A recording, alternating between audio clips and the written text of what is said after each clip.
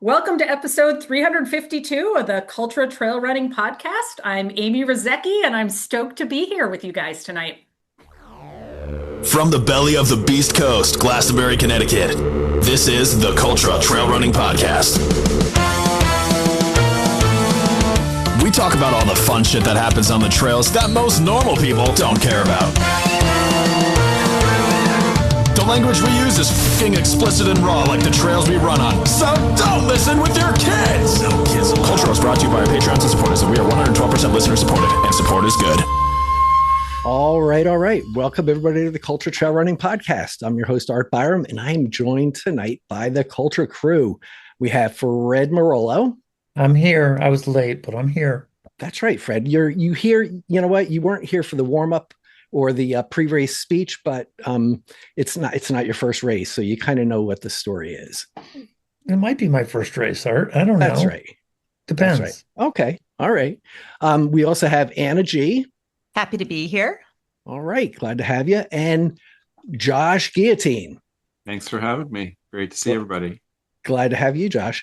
But we also have a very special guest today. Somebody who is very famous in the Northeast and specifically New England, but kind of, her reputation goes well beyond that. She wears so many different hats from, just like an overall nice person to a very accomplished runner herself. She's a race director for Vermont 100, as well as Seven Sisters, and a lot of other things that we're going to talk about tonight. We have Amy Rusiecki. Welcome, Amy. Thank you. Yeah, thanks for having me, guys. Yeah, glad to have you here. So, and I just want to apologize I have a bunch of things to apologize for. First of all, that it's taken this long to get you here because I don't know. And it's just, I blame it on my ADHD, because I think like when I first had my list of people that I wanted to have on the podcast, you were definitely on it. And like, I don't know what happened. So, but I'm sure howfully we'll make up for it tonight. So, sounds like a plan. Yeah. So, what have you been up to lately? How's everything going? And, anything like new this week or anything, or anything for you? Yeah. It's like, how have you been the last decade? Yeah. Great. Yeah. What's new? Yeah. Yeah. I mean, it's funny, being a race director, I feel like the winter is the time when you're doing a lot of the behind the scenes work. And so I'm doing a lot of, emailing about permits and, lining up porta potty vendors and, doing all of that. I'm excited. This year's Seven Sisters mugs just arrived like a couple hours ago. So very good. Stoked with these. So, it's kind of the time period when it's a lot of that stuff going on and, before the fun of actually seeing people out on the trails and all of that begins. So, yeah, it's crazy because all of a sudden I got an email from somebody saying, "Oh yeah, I just ran the Eastern States 20 miler, which runs across New Hampshire. It's a 20 mile, and it's 3 weeks in a day before Boston." And I was like, "Yeah, but it's not like 3 weeks, and like all of a sudden, Boston it was traditionally that time. So yeah, I think Boston's on the 20th this year, but it's like right there. So it's amazing. Like the season is really, like the snow might actually disappear. So, I mean, where I am in Western Mass, the snow, my husband and I were talking about it, the snow just magically disappeared. Like that, I have a race coming up. The first race of the season for Beast Coast is coming up in a week and a half at Mount Toby. And I was really anxious that I was going to we have a 50K there, which is a pretty challenging 50K. And I honestly was starting to think am I going to need to extend cutoff times, or am I going to have to maybe drop it to a trail marathon? Because if there was snow and icy conditions, it just, people weren't going to make it, or not a lot of people were going to make it, and just magic happened. So Yeah, because it's right now. I know in the and Anna can attest to this probably more than I can, but uh, just last weekend, I mean, it was just it's just a pure glacier, glacier up in the upper elevations at all. On the yeah. mountains, there's just like a big hunk of ice, so it's full spike, full spike and crampon. So, um, but it's good that, in Glastonbury, Connecticut, there is virtually no snow now. So, Right. so listen, I know we have a lot to talk about tonight, but I thought maybe if it's all right, maybe we could kind of start with the really early days. I'd like to kind of, we all know you from the races and from seeing you there and from other interactions and things like that. But I'd like to hear a little bit about maybe your childhood, like where you were born and kind of what that was like. So maybe we could just start with that. Like, where were you born and what was your family like? Oh boy. It's like I'm in therapy right now. Yeah, it This is. is Oh, it's great. it's 100% like that, and it's a lot cheaper too. So, Oh, I love it. Yeah, I mean, so I was born in Baltimore, but my family moved when I was like one. mm, Um, and I spent a year in Omaha, Nebraska. Don't mm, remember that either. So, fun facts are that I've lived in both of those places, but have zero connection to them really. Um, and so I remember being in just outside Philadelphia. And that's essentially where I spent like from when I can remember through third grade. My dad he was a civil engineer that worked for a large construction company. And so he mm. actually moved around to like really large projects. And so what Oh, brought okay. me to New England was he worked on the Big Dig. He Oh, worked on a yeah, couple yeah. different Oh, projects at the okay. Big Yeah. Dig in the Boston Hmm. area. Yeah. And so that's ultimately what brought us to New England.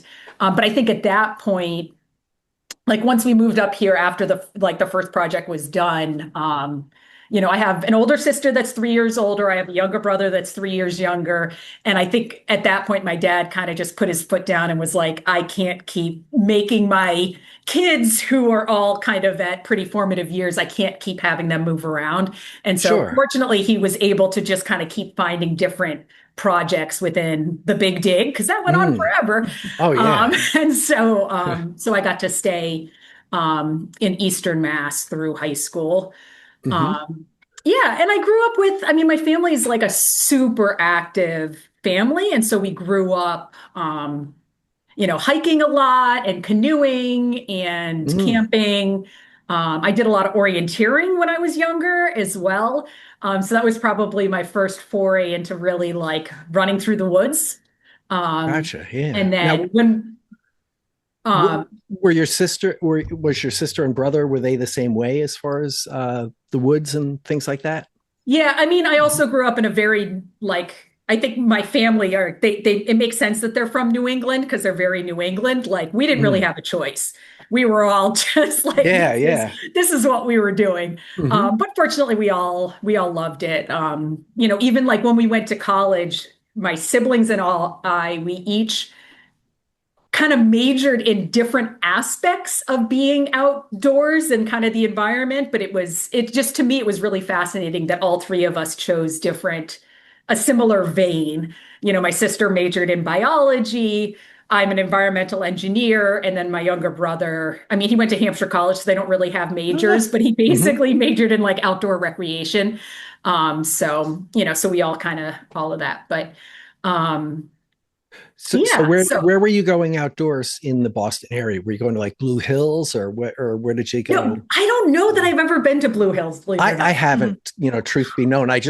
It's like something that is there. Yeah. Like, Yeah, no, I mean, like we did a lot of canoeing, and I think we just did a lot of like day hiking, and then like mm, vacations for us. Like we never went to Disney. We went to the White Mountains and would hike for a week, or we right went to, on. the Green Mountains, and we did those sorts of camping and hiking, or went up to Gotcha. Mount Desert Island and Oh, hiked yeah. Beehive and Bubble and like all Yeah, the yeah. all the little mountains there. So those So sorts of things. so when you were going to the White Mountains, like we're all Josh and Anna and I especially spend as much time as we can get in the Whites. Mhm. What were your earliest memories of the White Mountains? Like, do you remember what areas you went to? Oh gosh. I don't know that I do. Hmm. Um, I remember, gosh, trying to think of like what peaks we were even hiking. I have a Mm. memory of the first time I hiked Mount Washington, and it was on Hmm. 4th of July weekend. And I just remember it being like super craptastic weather because it's New England. Yeah, yeah. Um, And it's Mount and Washington. being up there, like, you know, it's like to me, it was this like giant trek. And we get to the top of Mount Washington and it's this huge thing. And then we like turn around and there was like another family from our church that had driven to the top. And Yes, so we're yes. all there, like, you know, Oh, sweating and yeah. dying. And they're there just like walking around on their flip-flops, being like, woohoo, top of the mountain, you know? Yeah, it's a clashing of worlds, right? It Like I've is. seen people show up there like decked out for like wedding photos Yeah. and we show up all like stanky wearing a vest and just having halfway through a traverse and Yeah. you just it can be crazy, but Yeah. it's nice though because you kind of walk up like a Steppenwolf and then just kind of look them all in the eye and they like all move away from you and it's kind of Yep. good. Yeah. I Yeah. kind of get a charge out of that. Oh, so that's nice. So you hit the White Mountains and other and sounds like Acadia as well, Yeah. other Yeah. places.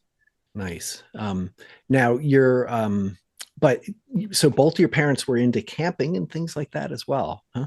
Yeah. Like Mm. I said, pretty outdoorsy. So I feel like it was also a lot of orienteering. And then like when we moved to New England, everyone in the local orienteering scene also did cross-country ski racing. And Yes, so that yes. also became a big part of my, my life since Mm, then. So I, kind of grew up cross-country ski racing and, did that in high school and college mm. and all of that. Now So you were all American in skiing, right? Is that right? yes. Do I have that right? Yeah. Yeah. Very good. So when did you first discover that you had a talent for that? Cross country skiing? Yeah. I don't know. I just kept working at it, got better.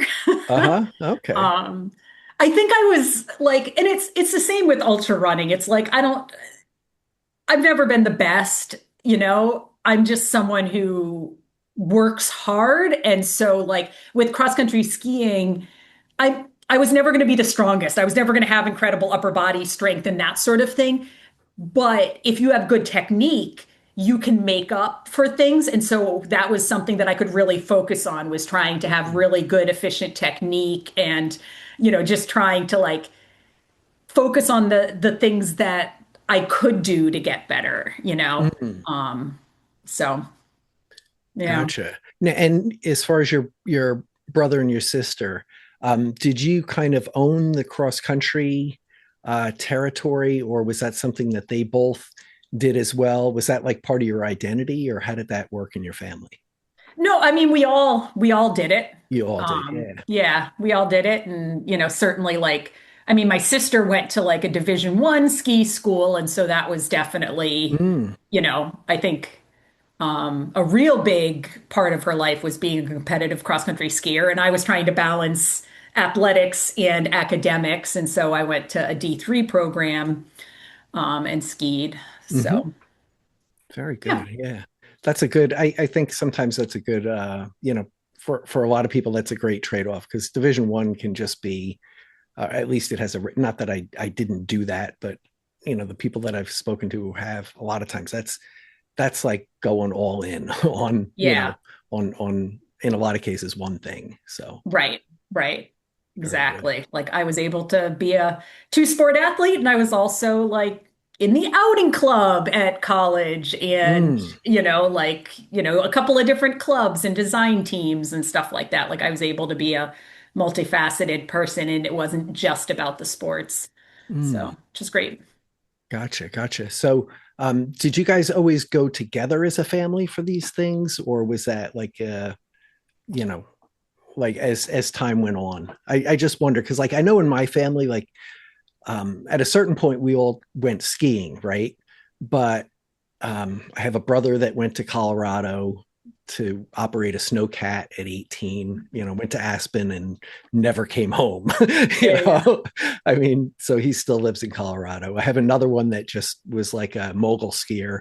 And then there was me who was like, I get the hand-me-downs, and, I never really was my thing. I always enjoyed it somewhat, but that I felt like the idea of being a skier was kind of really taken. And I think, like, for me, I needed a different identity or something like that. I needed a unique lane. Yeah. Yeah.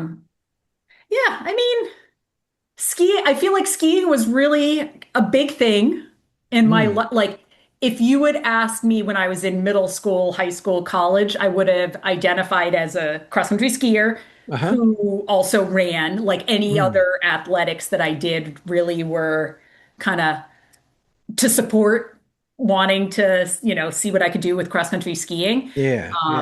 But after I graduated, it was harder to get access to the snow, and it was harder to kind of train and kind of do all the things to like maintain any sort of a competitive level. And so just kind of running became a bigger part. And so that's, feel like a couple of years after college is when, at least for me, it shifted to like, oh, I'm a runner who cross-country skis to stay in shape sometimes. So, yeah. Gotcha. Okay. All right. I didn't mean to like shut down any of you guys. If anybody wanted to jump into, please feel free. Like, Anna, you have any thoughts? Yeah, I'm actually curious about something related to cross-country skiing, because, the time is limited that you can access the snow easily. I just was wondering, how far did you travel when you were in like high school and college to get to snow? And, it just made me think, with global warming and lack of snow, what happens to cross-country skis as time goes on? I don't know if you have any thoughts on that, or knowledge that I don't have, probably. We could go like so off on a tangent on this. No, but like when I was younger, I think partly why I kind of parted ways with identifying as a cross-country skier was because, like, even on regular weekends when I was, in high school and in college, it was like, to get to a ski race, you're driving, 3-4 hours each way to get somewhere to ski for a day or to do a race or that sort of thing. And at some point it was just like, this is chewing up a lot of time and energy just to get places. And partly that was just kind of throughout New England, there's only so many people ski racing, and so there were only so many races going on. And so if you're trying to get to them, sometimes you're investing a lot of time. But yeah, in terms of like, global warming and its impact on snow sports, I mean, I think we all kind of are seeing, how climate change is impacting these things. This past winter was a really awesome winter, but we haven't seen one like that in a while. Yeah, like I'm someone who, I still, even though I don't cross-country ski that much anymore, I still feel this like attachment to, I watch all the like World Cup cross-country ski races. I was actually just up in Lake Placid over the weekend because they had the ski races up there. Jesse Dickens' last races. It was amazing to see in person. Was that at Mount Van Hovenberg or? Yeah, at Mount Van Ho. Yeah. Yeah. And like, it was amazing to see. And frankly, they still had snow and it was great, but it is something that it's, for places that don't have snowmaking capabilities, it's getting harder and harder to get the places. Although then like the technology, it's crazy. The technology has changed where like a couple miles from my house, there's this private ski academy, and they always like, they own a little ski slope and they blow snow there most winters. And I was up there in like November one day when it was like 50 degrees, and they were blowing snow because they had some refrigeration unit that like somehow, I don't fully know how it works. I just know there was this giant box, and then there was like snow being blown out of it, and it was 50 degrees out. Like, I just was like, okay, well, at least the technology has made it so that they found ways around. You used to only be able to blow snow if it was like 20 degrees or colder, Gotcha. I bet if you asked, they would loan that to you and we could put it at 10 Bear. Right? Oh my God, I think that would be, That would, because it is hot when people come around 10 Bear, it's pretty darn hot there. So Yes, it is. I think that would be a reasonable expectation. Mm, You know. that would be Amy, amazing. is that the can you see that little ski hill from 91? It is. Yeah. Okay, I'm curious about that. I've seen that a ton. I'm like, what is Yeah. that little? Yeah, Yeah, it's like right interesting. between like Deerfield where Yankee Candle is or whatever, and then Mm. Greenfield right in that Yeah, area. yeah, And yeah. yeah, that's Eagle Brook. Eagle Eagle Oh, Brook Brook. okay. Okay. Academy, which is just Yeah, like a private like school where people like stay in dorms right there. I don't yeah. fully know everything about it, but I know they own this slope that Huh. one of my trail runs goes by. So, Oh, very yeah. good. Okay. That's pretty cool.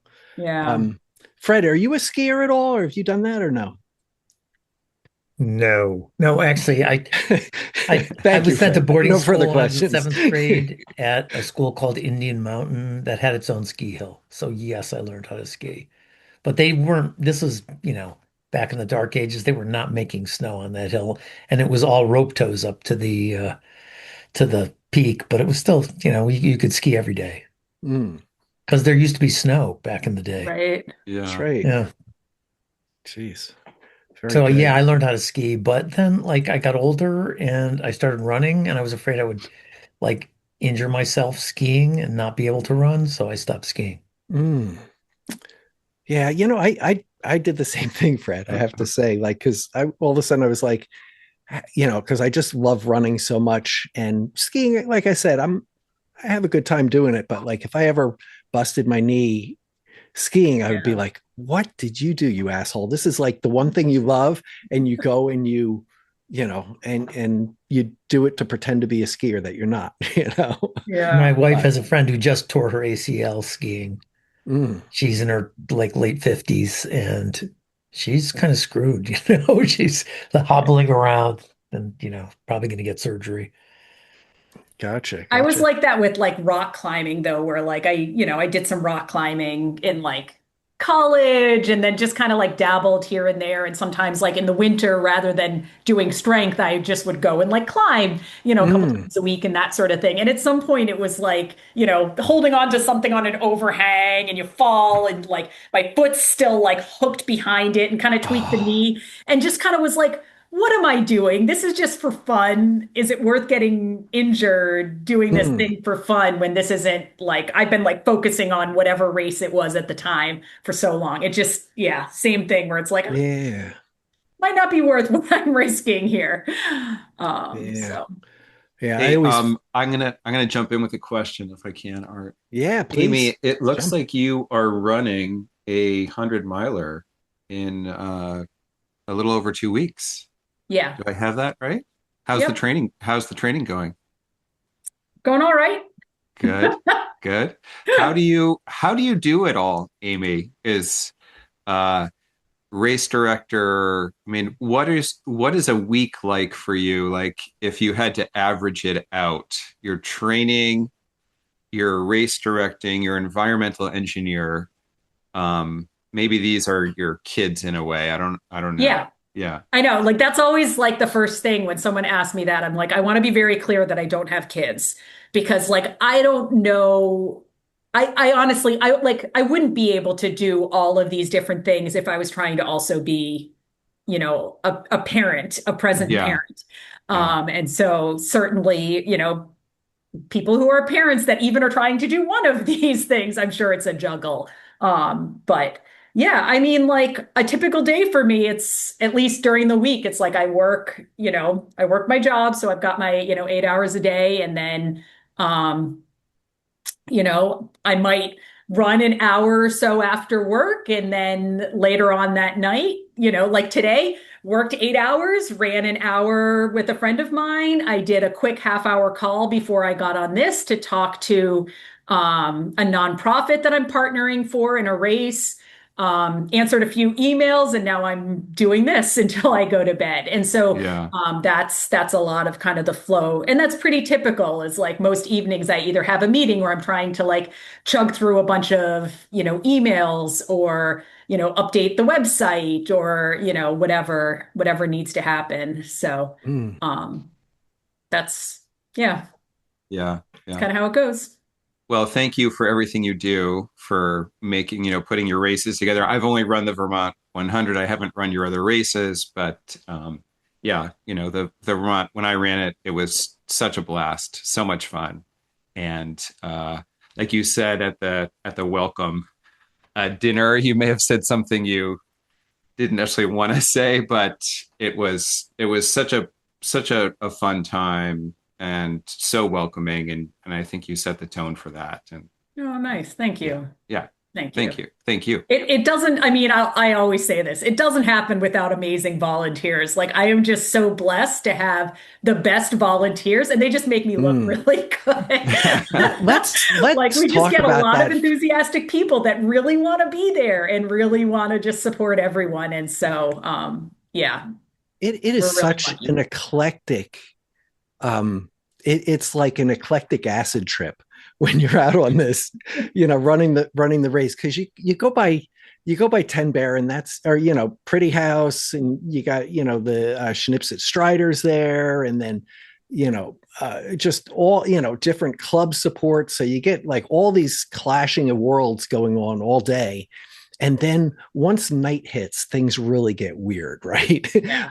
I mean, you suffer up the hill to Margaritaville, and then you come back to 10 Bear, and it's just by the time it's I don't know, I just remember, by the time you get to Polly's, that's like just that's such a weird, they just take advantage of you there, I think. They just know that your mind, they know you're susceptible to hallucinations. So I think they double down on that. Nice. I Oh, that's remember seeing amazing. like space, I don't know, aliens and space lights and all sorts of stuff going on. As I recall, do I have that right? Or was I that? I mean, not that I know of, but you never know. But I was just going to share a story. One of my well, I've got a lot of ultra stories, but probably at this point, it was about a decade ago, I ran Leadville 100. Have any of you Mm, guys run Leadville? no, Good. I've been No, there, but not run it. it's not right. Um, did you get to pace while you were there? No, I drove through off Okay. season, so Gotcha. I wasn't So at the I was race. anyway, so I'm running Leadville 100, and like a whole series of things happens. I mean, like I hate altitude, and so that happened. So I was just like having a rough day, but still I just was like I need to just get this done. And I had when I ran it, you were allowed to have pacers the whole second half, so from mile Mm, 50 on. And so I had a friend of mine from Western Mass who flew out like the day before because she just couldn't spend more time than that away from her family. So she hmm flew from like sea level hmm to 10,000 feet the day before, and then was going to try to like pace me she wanted to go over Hope Pass. So she was going to do 10 miles. Sure. And then my brother, who lived out there at the time, was going to pace me for 15 miles. And then she was going to pick me up for the last 25. Mm. That was the plan. How'd that work out for you? No. Not so good. So, first of all, she goes up and over Hope Pass, and fortunately, I was in such rough shape that we would like go 10 feet, and then I would like sit down on a rock for a minute, and then we would go like 10 more feet, and then I would sit down on a rock for a minute, Mm, and I just was like not happy. So we get to Hope Pass, I like get some food in me. And then as we started to drop in elevation, I actually, the sun also set, and I typically just kind of seem to do better at night. mm, And so I started to like feel a little better. And so I think I was like picking it up in the last little bit. And I didn't realize this, she was just trying to hold her shit together. She was like, I'm going to puke. I'm at 10,000 feet. I'm not used to this. And she just like held it together till at least she passed me off to my brother. And then she's like freaking out because she's like, I can't take Amy in the last 25 miles. She looked really rough for a while there. I know she needs support. So she goes to the aid station at like with 25 miles to go, and she's just like, does anybody want to run? And she finds this like random angel pacer. His name is Chad.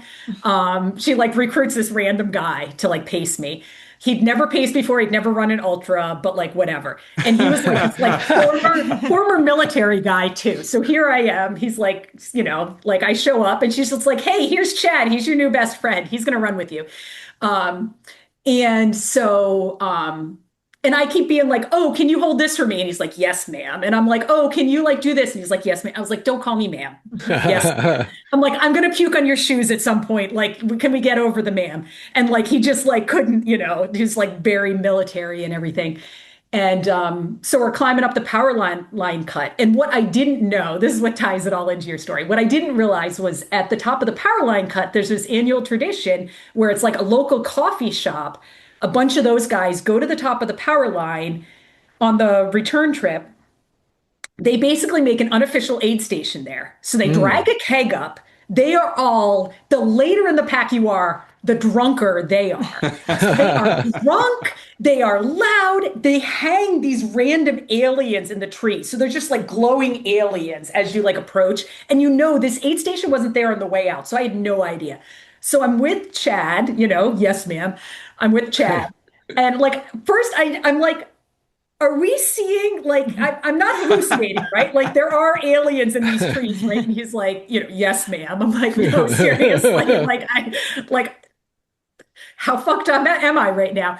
And then at some point, right before we get to the aid station, there was a guy who was clearly drunk, and he was wearing a stormtrooper helmet and nothing from the waist down, buck ass naked. And I literally, I turned to Chad and I was like, did we just, and he was like, yeah, that was peace and balls. I'm like, okay. It was like, there was no more yes, ma'am. There was just the like, yep, we just saw a naked stormtrooper. Yeah. Okay, there we go.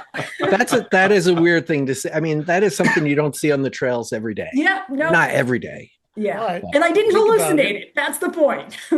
Yeah. So if you see that, it is normal now. Under those stormtrooper uniforms, though, right? And now Amy knows. Now I know exactly. Okay. See, that's what. Don't get any ideas, Art.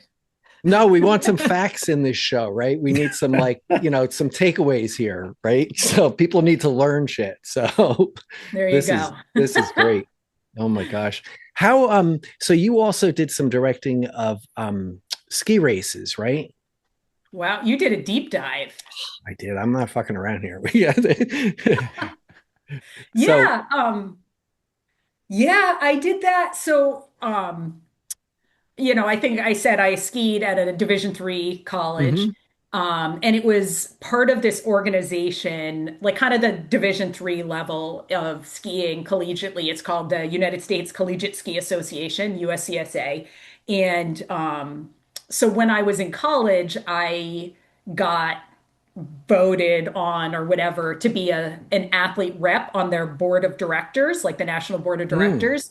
And so I was on that for a while, for like my senior year or whatever. And then just as I was graduating, I think because I was in this leadership role, the guy who was organizing all of the ski races in New England, first he just was like, hey, I'm going to need some help. Can you help me organize the ski league this winter? I was like, sure, I'll learn and that sort of thing. And then like a month before the season, he was like, actually, I'm too busy. It's yours.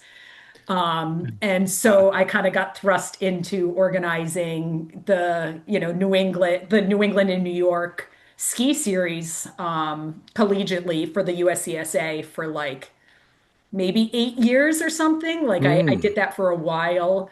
And at some point on the board, I actually became like the VP for cross country. So then I also was coordinating the national championships collegiately for the USCSA for, however many years I did that. So yeah, I did that for a handful of years.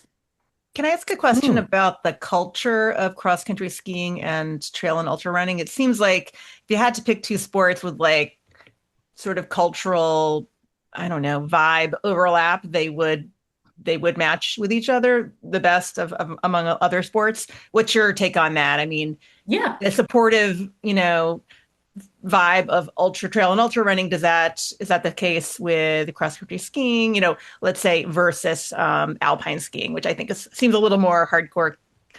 I don't know how you say it. Yeah, I mean, it's like the triathlon of of endurance, something like that.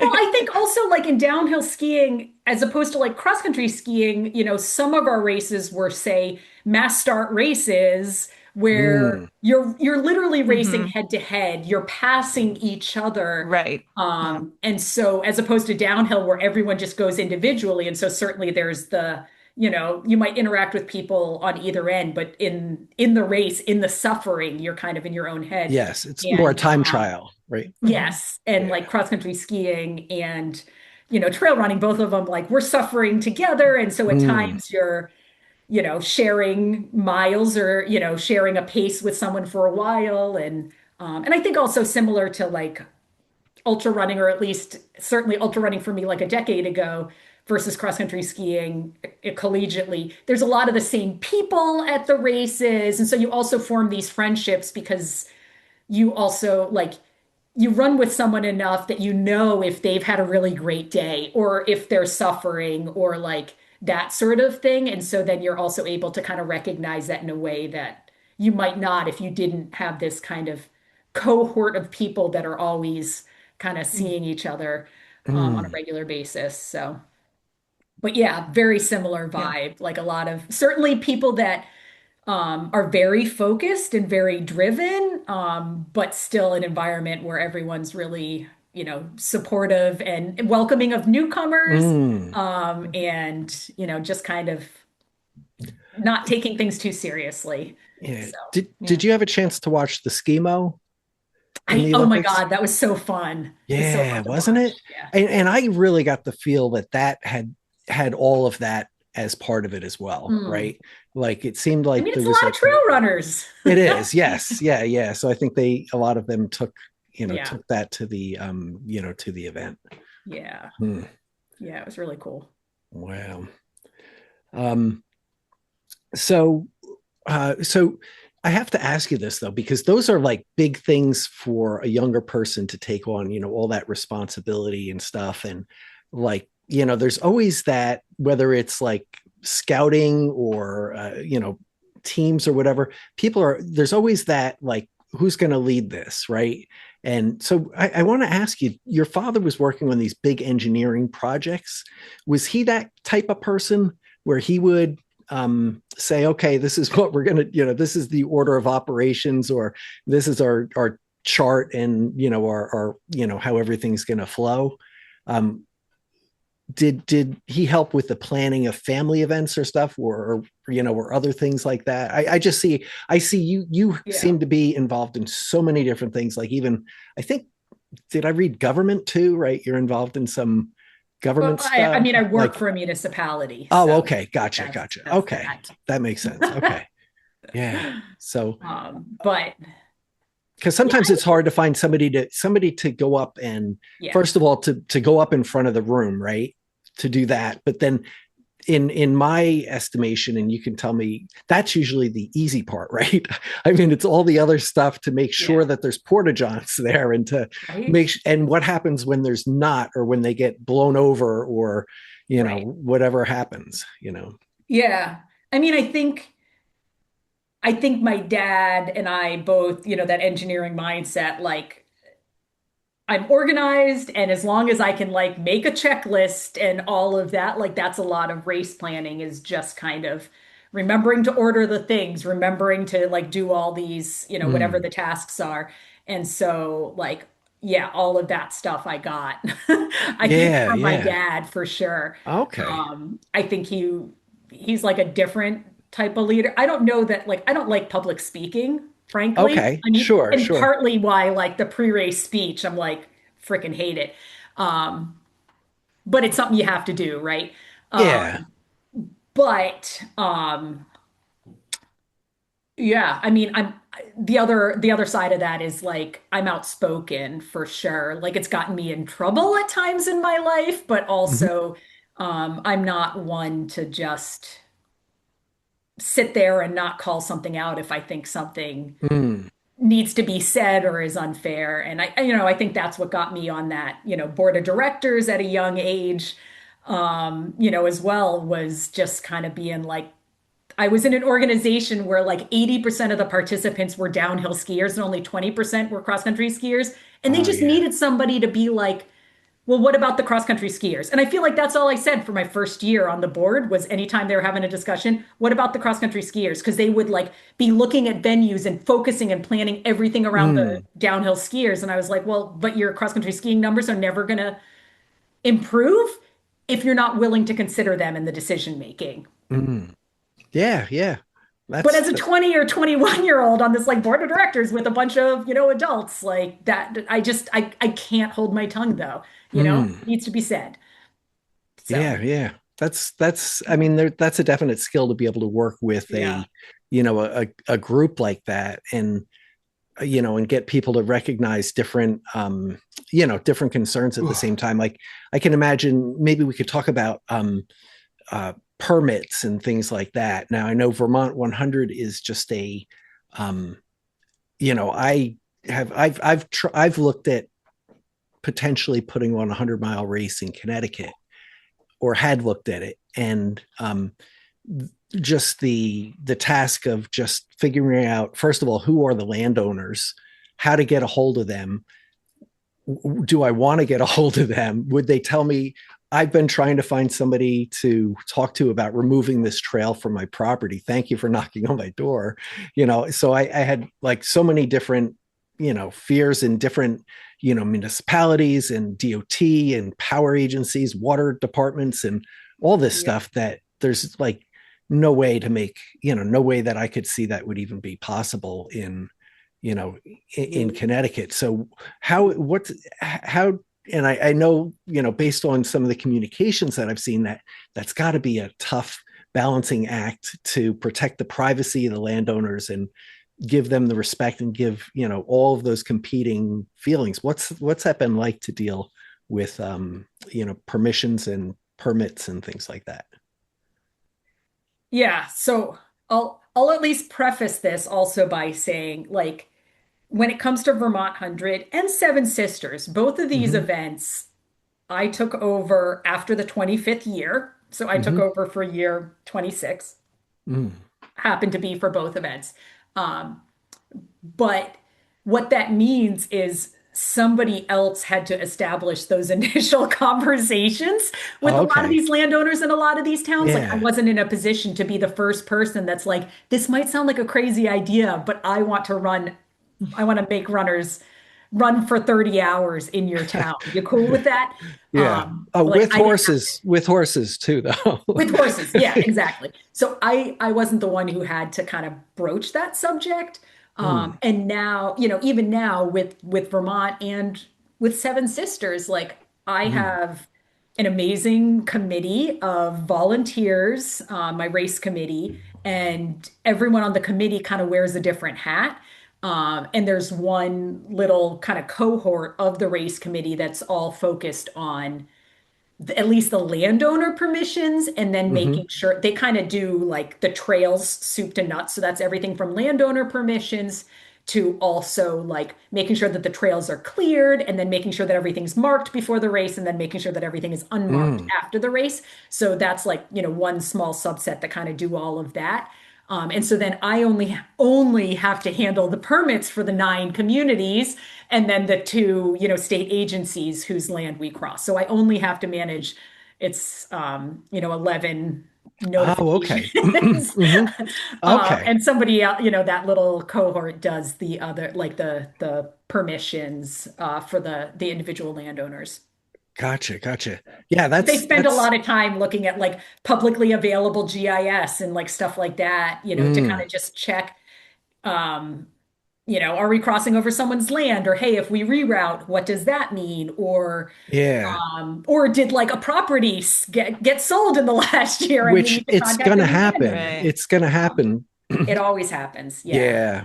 I Yeah, inevitably somebody will have sold their land and someone else will have done some logging or be doing some construction. And mhm. so we can't use their property. And so like, I don't think, at least in my time, I don't think any 2 years of the Vermont 100 has been a 100% identical course. It's Yeah. always, 1 or 2% different, Hmm. little tweaks here and there, because of, that kind of shifting landscape.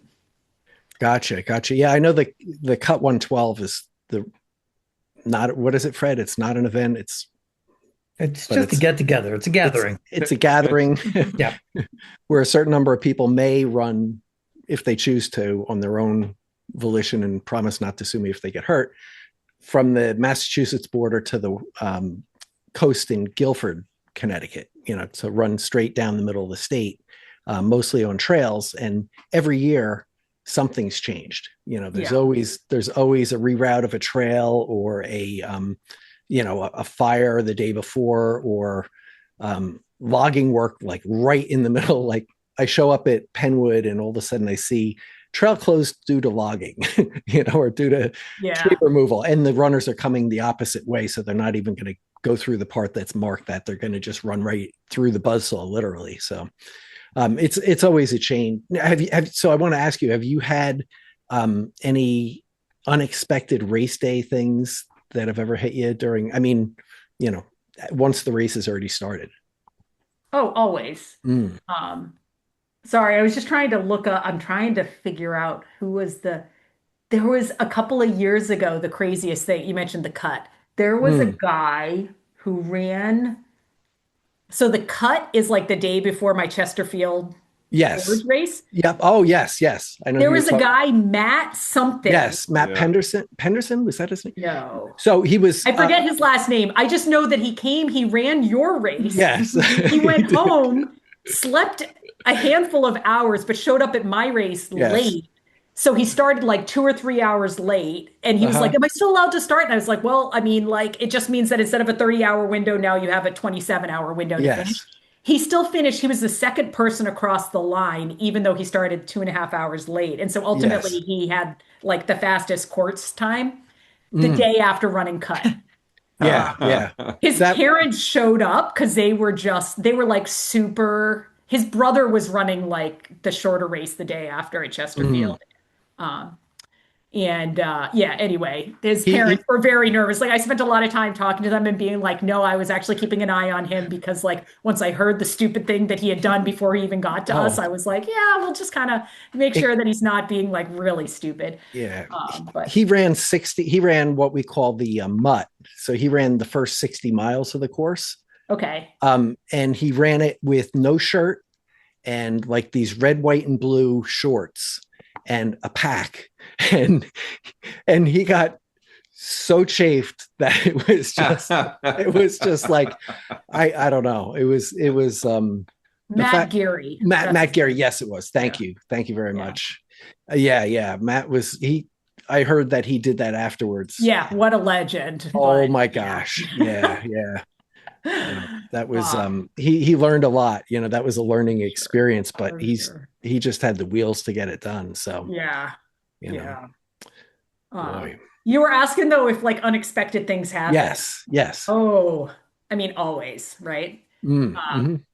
I've used this phrase before, but I talk about like when you're a race director, the whole goal is to be duck-like, like calm above the water, no matter how much those legs are flapping underneath, Yes. because like just shit's going crazy and you're just Mm, trying to like keep your cool. Um, yeah, I feel like no matter like at this point, because like something always goes sideways, I get really nervous if nothing has gone wrong, because then you know it's still to It's come. coming. It's mm, too Yeah, quiet. It's yeah, coming. If Right. it hasn't come yeah, yet, it is still coming. So gosh, I have so many. how Um, could we talk about the Oh, and I wanted to hear one of Amy's oh stories about no, oh, that's what this is Oh, what okay, this okay, will bring up okay. this will bring up a story. oh boy, here we go. I would guess. I think the year was 2019 was the hot year, the really hot Mhm. year. Like what happened? I mean, I know stuff must have happened um that year. How did that go? Like, because that was like I mean, that year incredible was heat. the heat was the thing, right? Yeah. Oh yeah. I feel like there's less good stories about that year. Um, Oh, okay. I mean, other than as like I think we talked before the recording a little bit about how sometimes in the pre-race meeting at Vermont,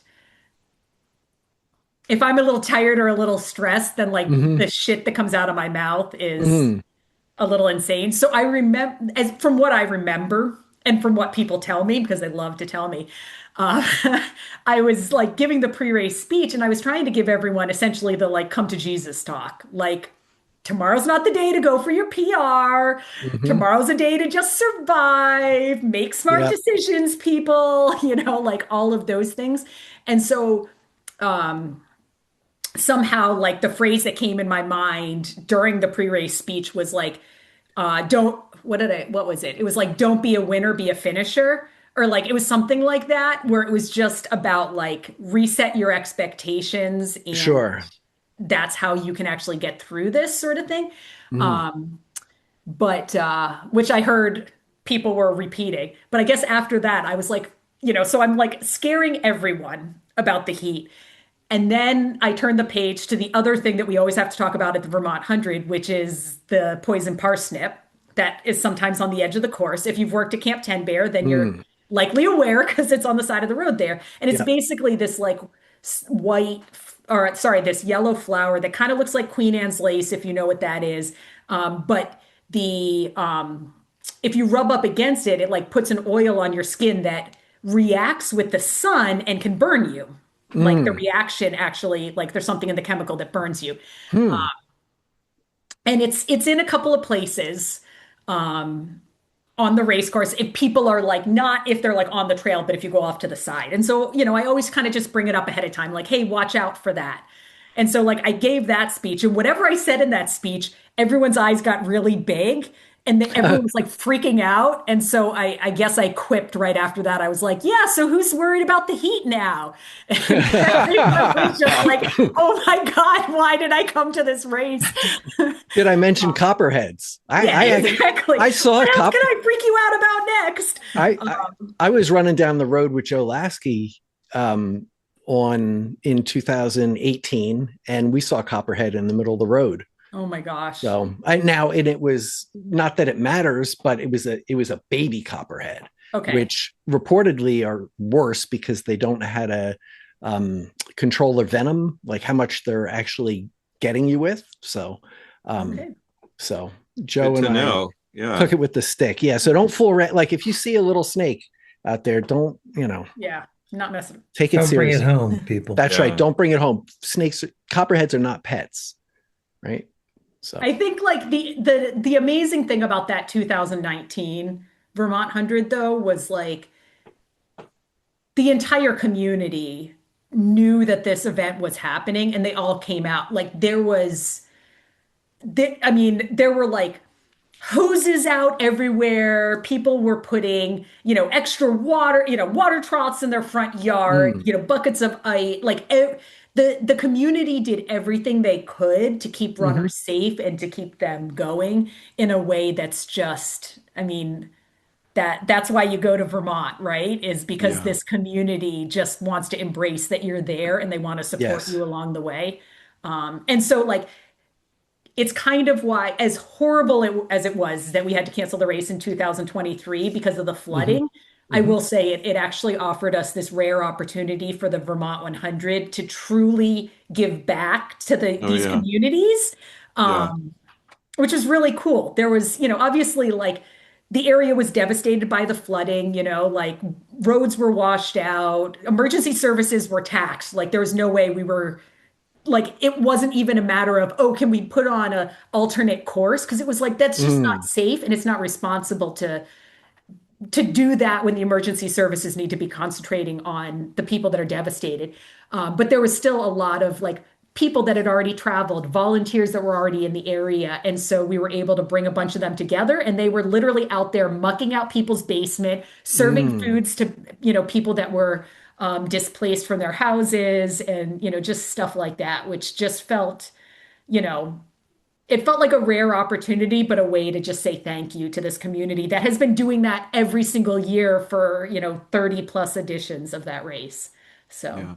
Very good. yeah, Yeah. it Amy, I was was cool. going to ask you about the 2023, if there's like a lingering like how that has hit you, and it seems like you're taking a positive, I don't mean to say spin, but um you're seeing the positive in that. I was just wondering if there were um other experiences from that. Not that I want you to go to a dark place, but No, I mean, I'll say between COVID and then the floods, like Vermont didn't happen 3 out of 4 years, yeah, so it was yeah, 2020, 2021 got canceled because of COVID, yeah, and then 2023 because of flooding, which, all of those were hard. And I think like just kind of to sum up some of the hard stuff, like especially all of those years, like I feel like generally half of the job of a race director is to be a problem solver, right? Like something happens, a road is closed, like a road is Mm, closed, a landowner denies permission, the porta potties don't show up. You're constantly in, let's try to pivot, let's try to continue to just make this happen. And mm, so there were definitely parts of me that felt like I had failed as a race director because I wasn't able to pull off something for the yeah, runners yeah, and for the community. And so, like, yes, 2, 3 years later now, I'm able to focus on the positives. But yeah, in the moment, it was really hard. So, like the year of the flooding, as much as, I was on a lot of calls with my race committee and how can we do this? How can we pivot? How can we, thank the community? How can we, like harness this energy? So I spent a lot of time working with them and trying to kind of pull something off on the fly. But like personally, I didn't go up there on race weekend because I was so devastated that like I couldn't be there. mm. Just emotionally, it was just so distraught and I was so everything. And so I ended up on that race the weekend that would have been Vermont. I instead invited a bunch of people from the local Western Mass community to my house, and a bunch of us, we called it the Vermont 100. And so a bunch of us ran, as like I ran a 50K and then called it a day and just supported people throughout the rest of the day. A bunch of people ended up running 100K. Like I just kind of found a route near my house, and about maybe 30 of us started. One person finished the full 100, yeah. Matt Chaplinsky. It was his first 100 miler. It was amazing. He had But like, fundraised for that, right? There was he had a really strong reason to get out there and do that, I yeah, think. he was Yeah. part of the Team Run to Empower, which is the Okay. Good. fundraising team for the Vermont 100, and so Yep. I think he had a really strong reason to be Hmm. out there. But yeah, like for me, as I was just so devastated that I was like, I can't be at Vermont, I can't be around the community, and again, like also at times felt like a failure as a leader because I wasn't there.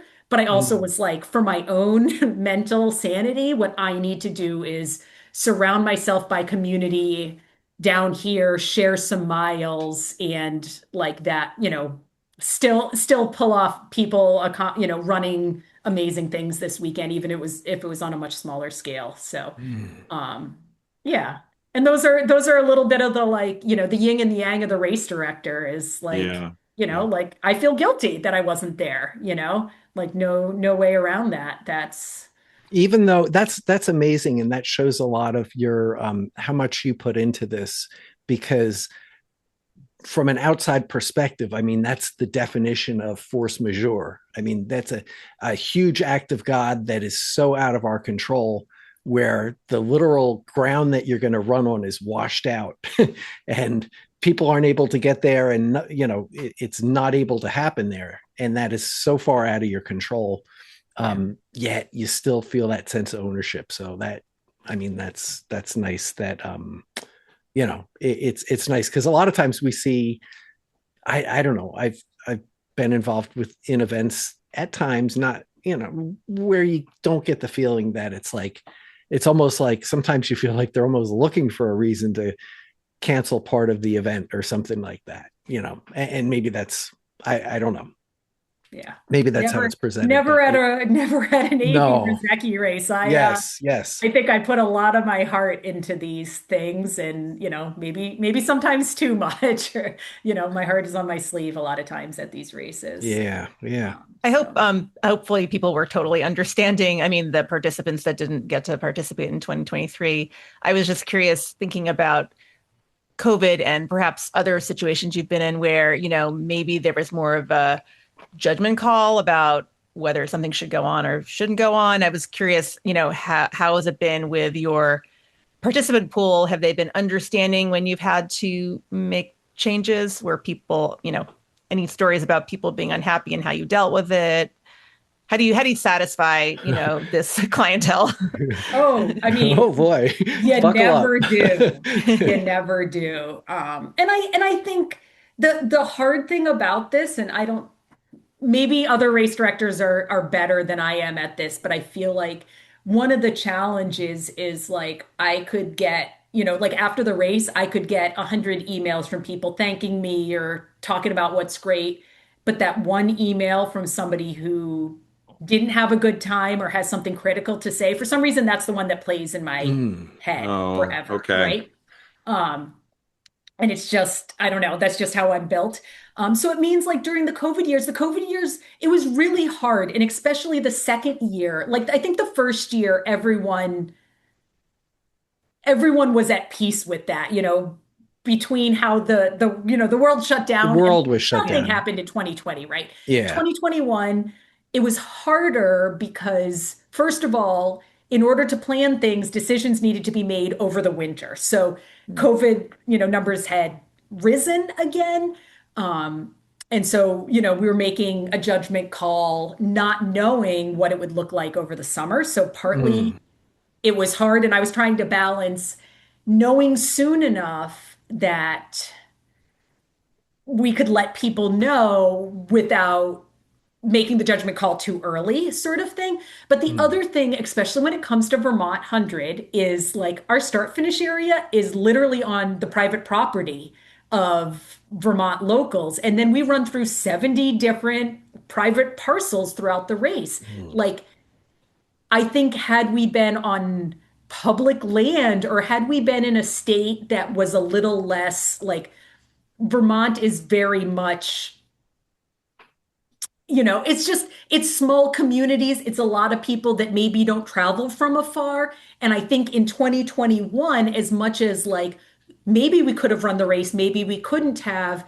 but it was a really hard sell.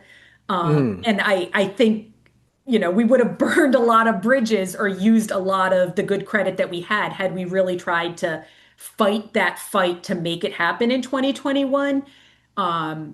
Just knowing the community that we're doing it in and trying to show hmm them respect for, and appreciation for them and, respect for everyone's health to say, hey, I know that COVID's a really scary time, but I want to welcome 2,000 people from across the country into your small community, mm. into your stores, onto your land.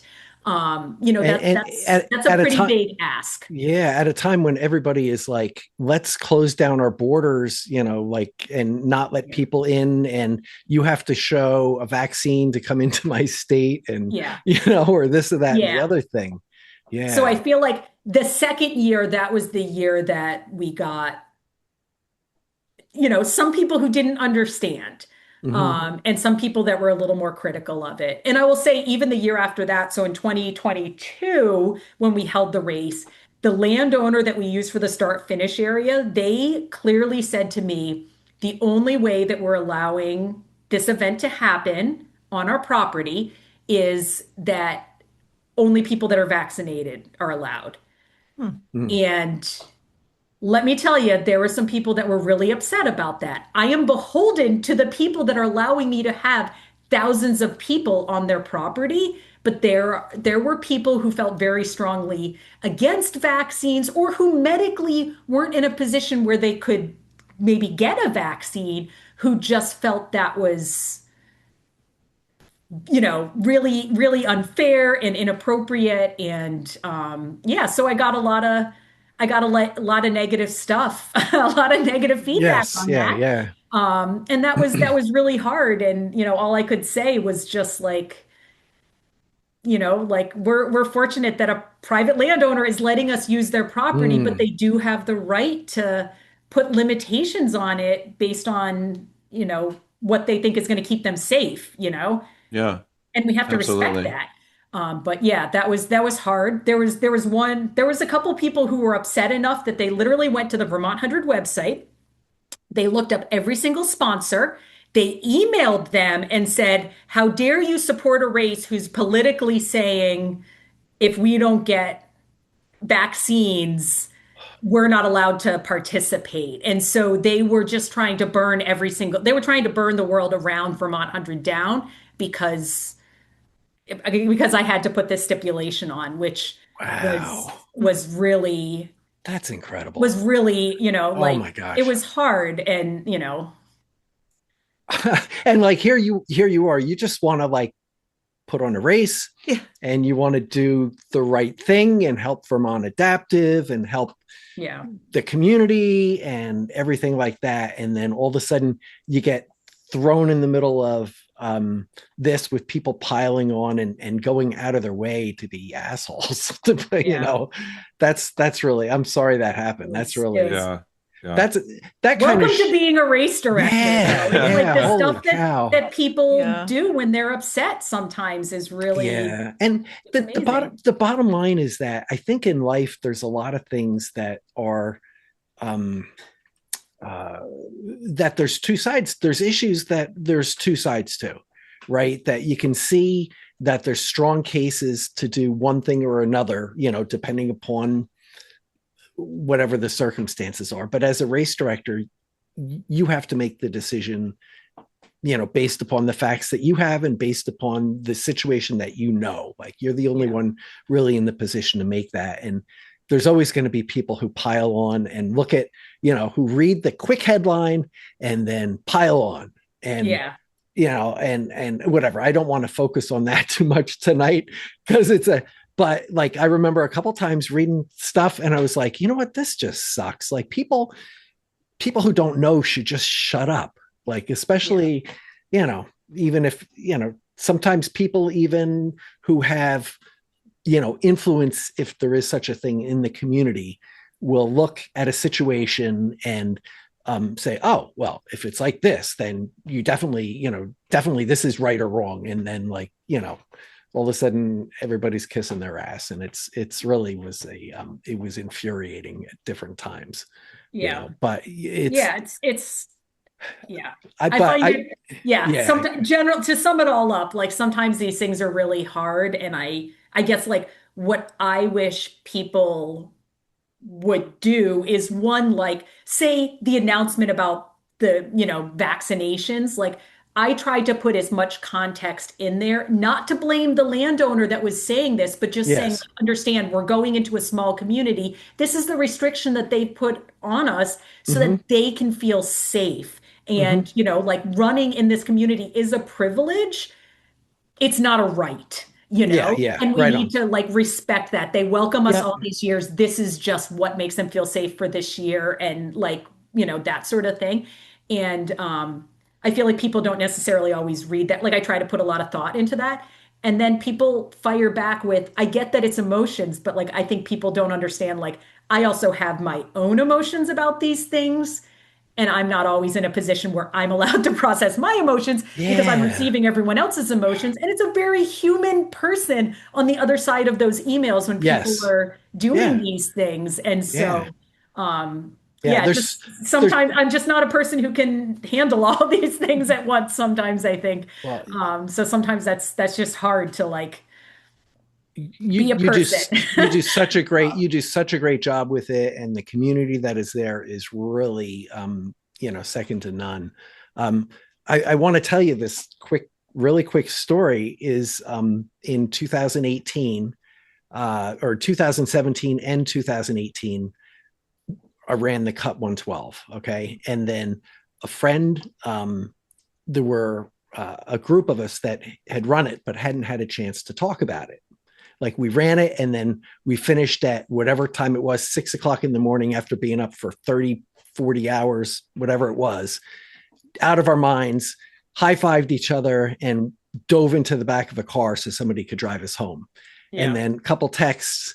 And then, that was, the next time that we got together was at the Vermont 100 on Friday night.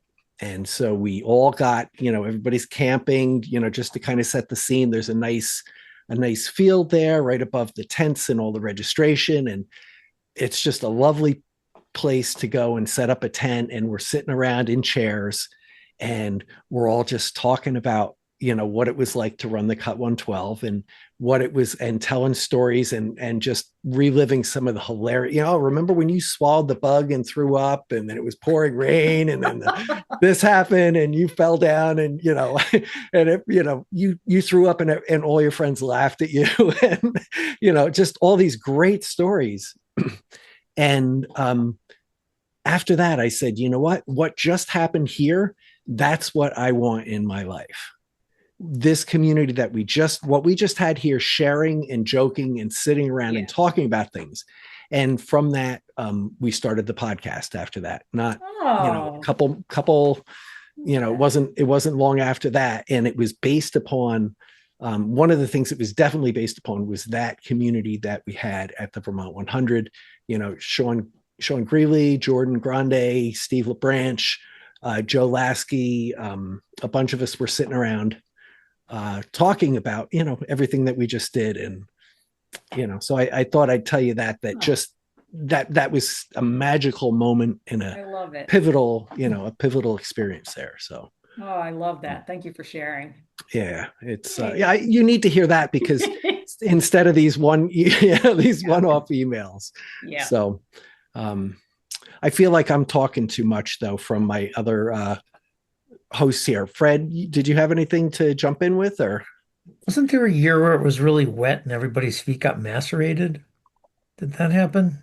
I I felt like you had to institute yes, a rule there was that the if your wet feet year, were too there was the bad, hot you have to year, pull there was the rainy Yeah. year, and there was yes. Yeah, yeah. There were a few years where it was pretty darn wet. So yeah. I think also there's portions of the course that have changed over the years, but one of the portions, I don't quite know when this changed, but after you leave Camp Ten Bear the first time, Mm-hmm. um, and you kind of go through a couple of backyards, and then there's this right-hand turn and this steep uphill before you get to Pinky's.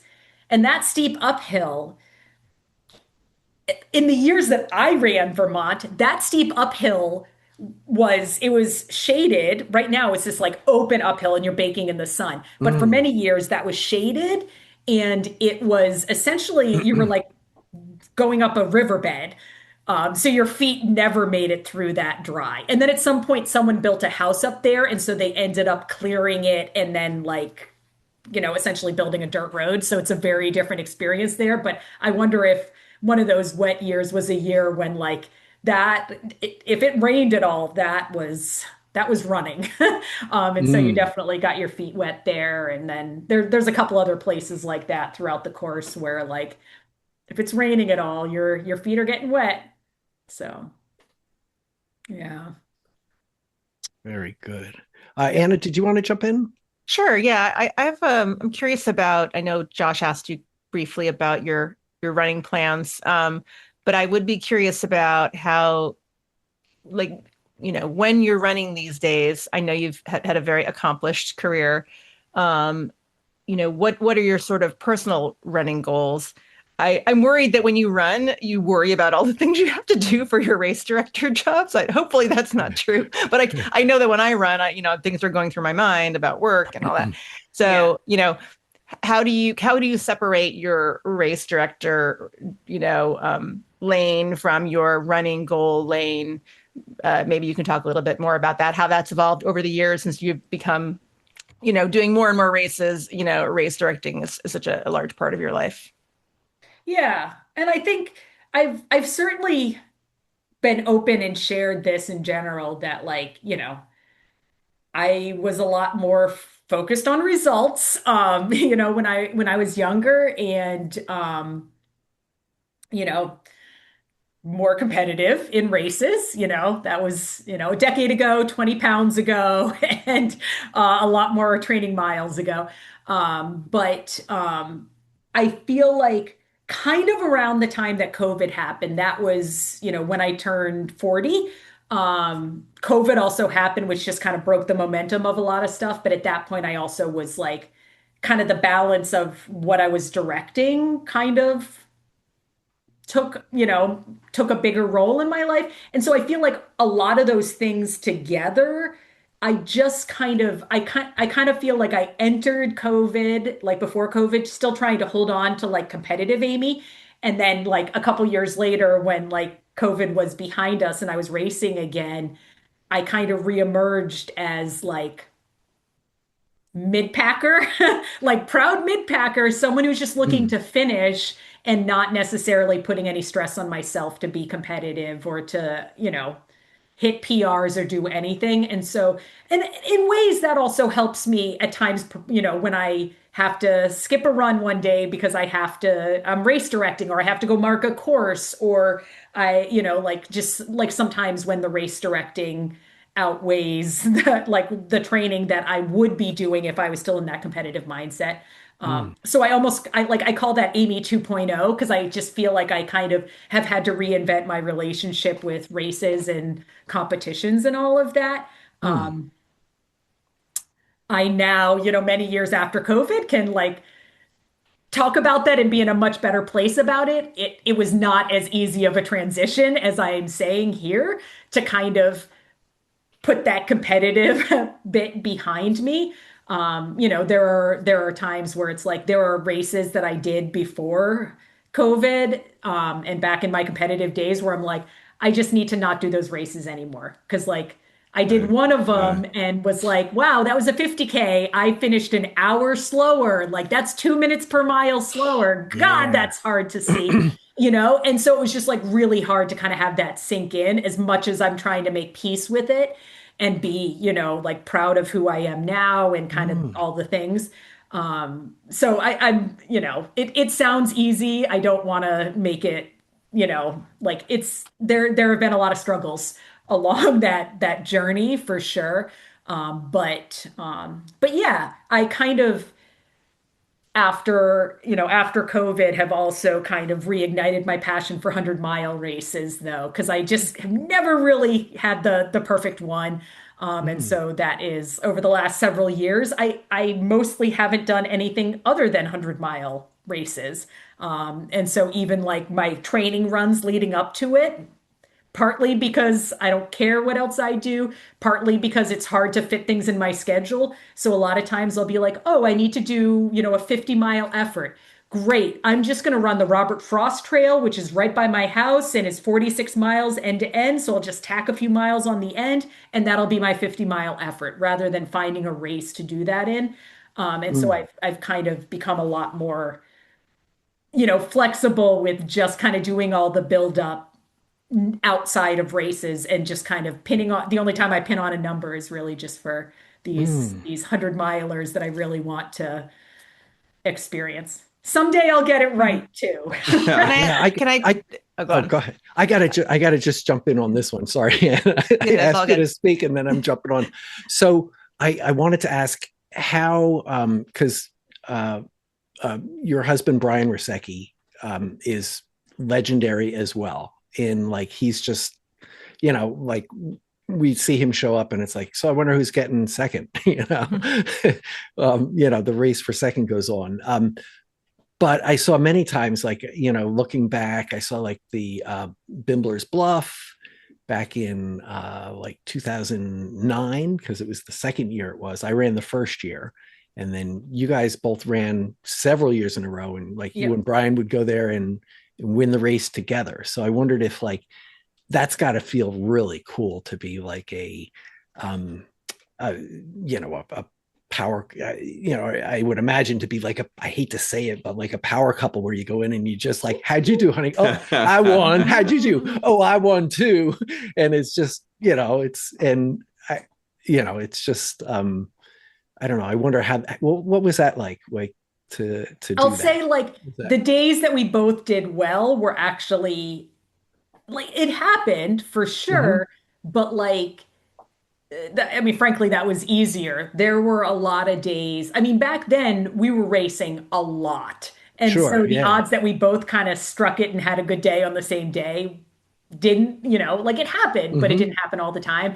And it was always really hard when like one of us would be glowing because maybe we finally got something right, or we finally won this race, or like just things really clicked that day. And then the other one is next to you, either it's like me being distraught or Brian being really hard on himself because like it was pretty rare that like it lined up for both of us Yeah. Sure. to have a good day. And so that was always a little hard where, it's hard to celebrate too much when the other one's in a rough spot, but it's also hard to like fully be down on yourself and have a rough time when you want to Mm, celebrate the other person. And so at times there was a lot of these like mishmashes of, mm.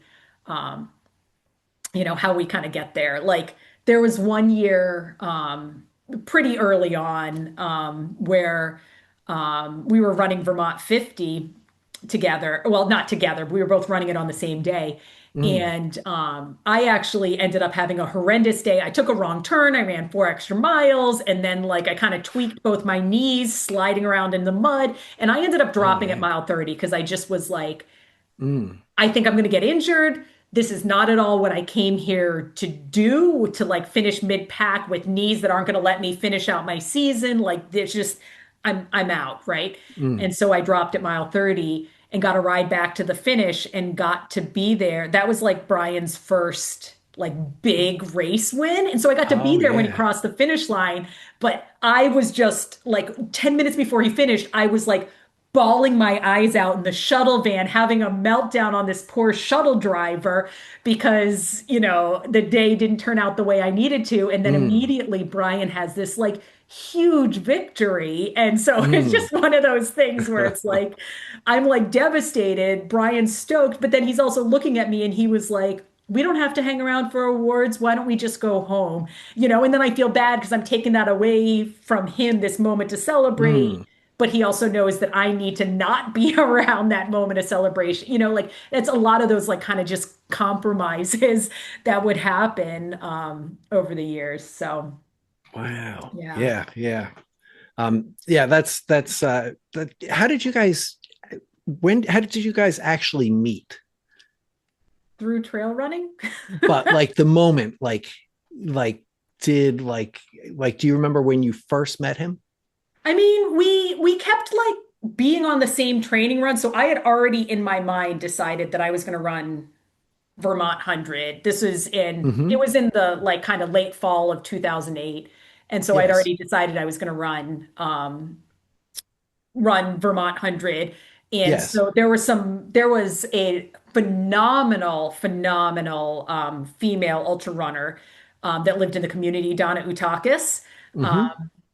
If you guys are familiar with, ultra running back in the day, you've heard her name. But so I was like just trying to like run with her and pick her brain as often as I could. There were a couple Mm. other folks in the area that were all kind of training up for their first 100 miler. So we did a lot of training runs together. And so like we kind of kept crossing paths like on some of those training runs. But the big story that some people have heard is so then in 2009, after we'd been like crossing paths and all of that for a while, we were both signed up for Seven Sisters that year. And Okay. that's when like I had been running, I had a lot of shit that happened that winter, which just kind of made me pour all of my emotions into training. And that's when Mm. I went from like a mid-pack finisher to all of a sudden, like I wasn't expecting to win races. I just was like, Mm. whatever. And so anyway, and I think the same for Brian, like he had kind of been doing some trails for a couple of years, but just kind of had a breakthrough. So he and I both, kind of separately were signed up for Seven Sisters. We both ran. He was the surprise male champion. I was the surprise female champion, both kind of beating out big names in the process. Mm. So anyway, and then after that, I invited him. I was like, hey, let's, like my friend's gonna be going out to drink beers on Cinco de Mayo in a couple of nights. Like, do you want to come? And so he was like, yes, she invited me. I'm in. And then, as I like to say, then he got drunk enough to work up the courage to actually kiss me. And we've been together ever since. So, Oh, Um, very good. Very good. Nice Yeah, because story. that is a wonderful story. And that's so crazy that I mean, Seven Sisters is just like for those who don't know, it is just so incredibly it's the terrain is just crazy there, right? I mean, I don't know how else to put it. I yeah, you ran you there eat in the rocks for breakfast. oh my gosh, I ran there once in the I haven't I ran there in the pouring rain, just a horrible Oh, day. And there was no I saw two guys and they were gone. And then I saw one other runner and it was Brian.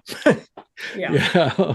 So and he stopped and said hi, which was Oh, which that's was nice. nice quickly. So, but like to be able to race there, I was like picking through and trying not to die, Yeah. so the fact I that mean, you it's a guys race. can The way that I put it in perspective, I mean, like you've got the numbers, right? Like it's 12 miles, it's 3,700 feet of climbing, seven sisters, but I would challenge mm, anyone to say which peaks are the seven, because on the return trip, it feels like there's 47. mm, Um, but the women's course record is held by Nikki Kimball, and we mm, all know, what sure. a phenomenal runner she is in her day, and actually what an amazing technical runner she is. And her Mm, course record is 2 hours, which mm. means she's averaging 10-minute miles. Someone of that like that just paints a picture of how hard this race is for someone like Nikki Kimball with the course record that I've never seen anyone come within. No, I haven't seen a single female come within 5 minutes of that. Mm. So Super shoes aren't going to help you there, huh? super shoes aren't going to help. That's right. Do Yep. you Oh and do gosh. you and Brian run casually together? Like, how do you kind of combine your running lives other than races? Just sort of go run for fun, or I mean, yeah. so when we first met, like kind of in the first year, I feel like we did a lot of training together. And at some point I kind of was like, I know you have big goals. You running at my pace maybe isn't going to help you achieve it. So I kind of released him from that as much as he wanted. And so now it's like we run together, every once in a while. Like it's not a ton. Um, but I mean, because he's way faster than me. But he just at times, if I'm like really struggling with motivation and kind of having a droopy day or whatever, he'll be like, Mm, "All right, we're all right, babe. We're running around the mountain Mhm. today." Like from our house, there's just like a 5.5 mile road loop around Mount Sugarloaf, and so sometimes, we'll just like go do that, or he'll be like, "Let's go, do the trails." Quickly. So he does, kind of motivate me and slow it down to my pace when he knows I need the motivation. mm. But yeah, we do a lot more like when we go on vacation together and stuff. Like for us, vacation is like, let's go somewhere with mountains for like a week or two. And it's just us like hiking and trail running together every day and just camping out every night. And just like that's our happy place. So yeah. Very good. Huh. Nice.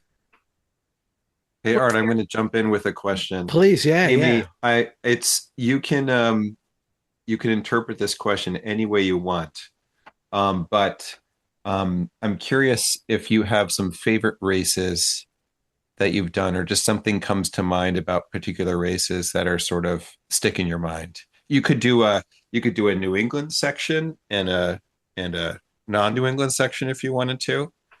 And if there's a shout out to some races, Oh my um, word. That's almost like asking someone like, what's your favorite child, right? Yeah. oh, so Like I know, like we all say like, ooh, but then I bet you could name it if, if only like with no one else listening. No, I mean, partly it's really hard because I have, like I've had the fortune to race in so many places and have so many incredible experiences. And so it's so hard to just like give one, right? yeah, yeah. And Well, for the do your longest do time, I do would your always top even five. say like the race that I was most excited about was probably like the one that I just did or the one that I'm about to do because it Hmm. was just like Okay, living in the moment. sure.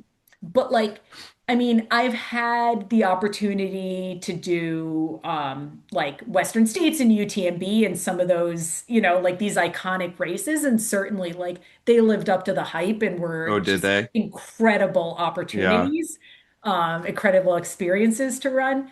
So both of those were amazing. I got to three times had the amazing fortune to represent Team USA at the World Championships. And I think especially the third one that I did, which was in Annecy, France. Yeah. That one, I had a lot of really, like, I had a really rough day. My results were like shit that day. But one of the coolest things was like in the last mile. I'm in the middle of France. I've just been like having a pity party for like miles and just like, why the fuck am I here? And I don't deserve to wear this jersey. And I'm just having like all the pity. And right at the end, you basically had this like couple miles of downhill and then you finished along a lake. And I'm like coming down this hill and I come upon these like drunk, like super drunk French guys and they see the USA on my singlet. And so they're like, oh, USA. And they started singing the US national anthem to me. And now they didn't know all the words. They'd be like, oh, say da da, see da. Like it was like this like broken English. They only knew like one in every five words. But just like in the moment, I was like, I'm so glad that I happened to be here in this moment to have this experience because like this is just like crazy and incredible and just never going to happen again. So like that's one that just like lodges right in the head. Okay. Yeah. So that was amazing. I don't know. I mean, like I think the Cayuga Trails 50 is Oh probably yeah. one of the most Mm. beautiful That's Ian we're Golden's talking race, about right? New England, New England or the extended New England with New York. Like that's Yeah. one of the most beautiful races that we have around here. Mm. So that one certainly I ran that several times and that's just for the beauty of it is incredible. Um, I don't know. I've had so many. Yeah. It's hard to name them, but yeah. It's probably Are really there Lake are there Warmog though, right? Oh, Because big warmog. Amy won Lake Warmog. Don't be Couple times, I dissing it. A think. couple times, right? Yeah. I think. Yeah, I would only ever do the 50K because after that, man, the hips on that, On Mm. that canted. yeah, the canted road, I just was like, I will do 50K and then I am Mm. done. I got to put in a plug for Lake Warmug though. So Bill Odendahl's the race director there, and we're going to run a an aid station there again, the Cultra Monkey Station. So Are you guys um, the one with the monkeys? that is us. Yes, Okay. we are the I monkeys. do remember that. It's been like 15 years, but I remember a monkey Uh, and like there maybe was like Vaseline and lube on the monkey. It was like a thing. And I just was like, I, I don't know what's going on, but fantastic. that might have been before our time actually. Okay. So I I think you're don't. carrying the tradition on. We are. It's coincidental. I mean, monkeys are. It's part of our inner. Our opening of our episode. Has a monkey sound in it, and we've always had a monkey's always been part of this podcast. Love it.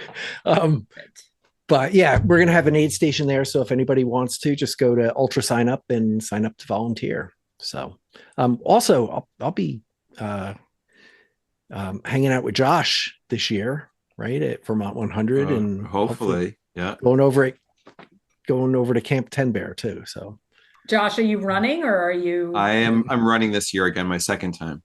Yeah. 100 miler? 100 miler. Okay. Yep. Do we have big goals that we want to say out loud? yes, he does. I, That's good, Josh. Come on, I'm you can. I am competing against me from 2024 Okay. and I want to best my time. I finished in 24:54. That was the first Ooh. 100 I finished. Okay. So we want to get the sub 24-hour buckle. Yeah. That's what I'm Big, hearing. going Sub for the big 24. buckle. Yeah. Mhm. Yeah. I'd love to get to somebody told me man, you could do it in 23 hours. So I'm gonna shoot for a 23 or just under 23 finish. Yeah. Okay. Maybe 22. We'll see. All And right. if you're going 22, that's only 2 hours away from a 20, right? Yeah, why And not going 20? sub 20 is a goal, like for 5Ks and for 100 milers. So That'll be my AAA goal. that's good. Yeah. Okay. Yeah. My first year running Vermont, my Yeah. first ever 100 miler. But like I was fit. The distance scared me enough that I like towed the line being prepared. Yeah. And so I like things went sideways, but still it was like I ran it was like a 22:30. Yep. Yep. And Yeah. literally my crew afterwards was like, that was great. We don't like being up that late. Could you please finish before midnight? Just finish it in the same day. So then it was like, oh, I guess I have to beat 20 hours now. Oh my I And you gosh. did. did. You went much faster the second time you ran it, I mean, I think. I did like a 1945 or Oh, whatever, okay. Okay. 1945, Yeah. 1950 or All something, right. like the Mm. second year. So, Yeah.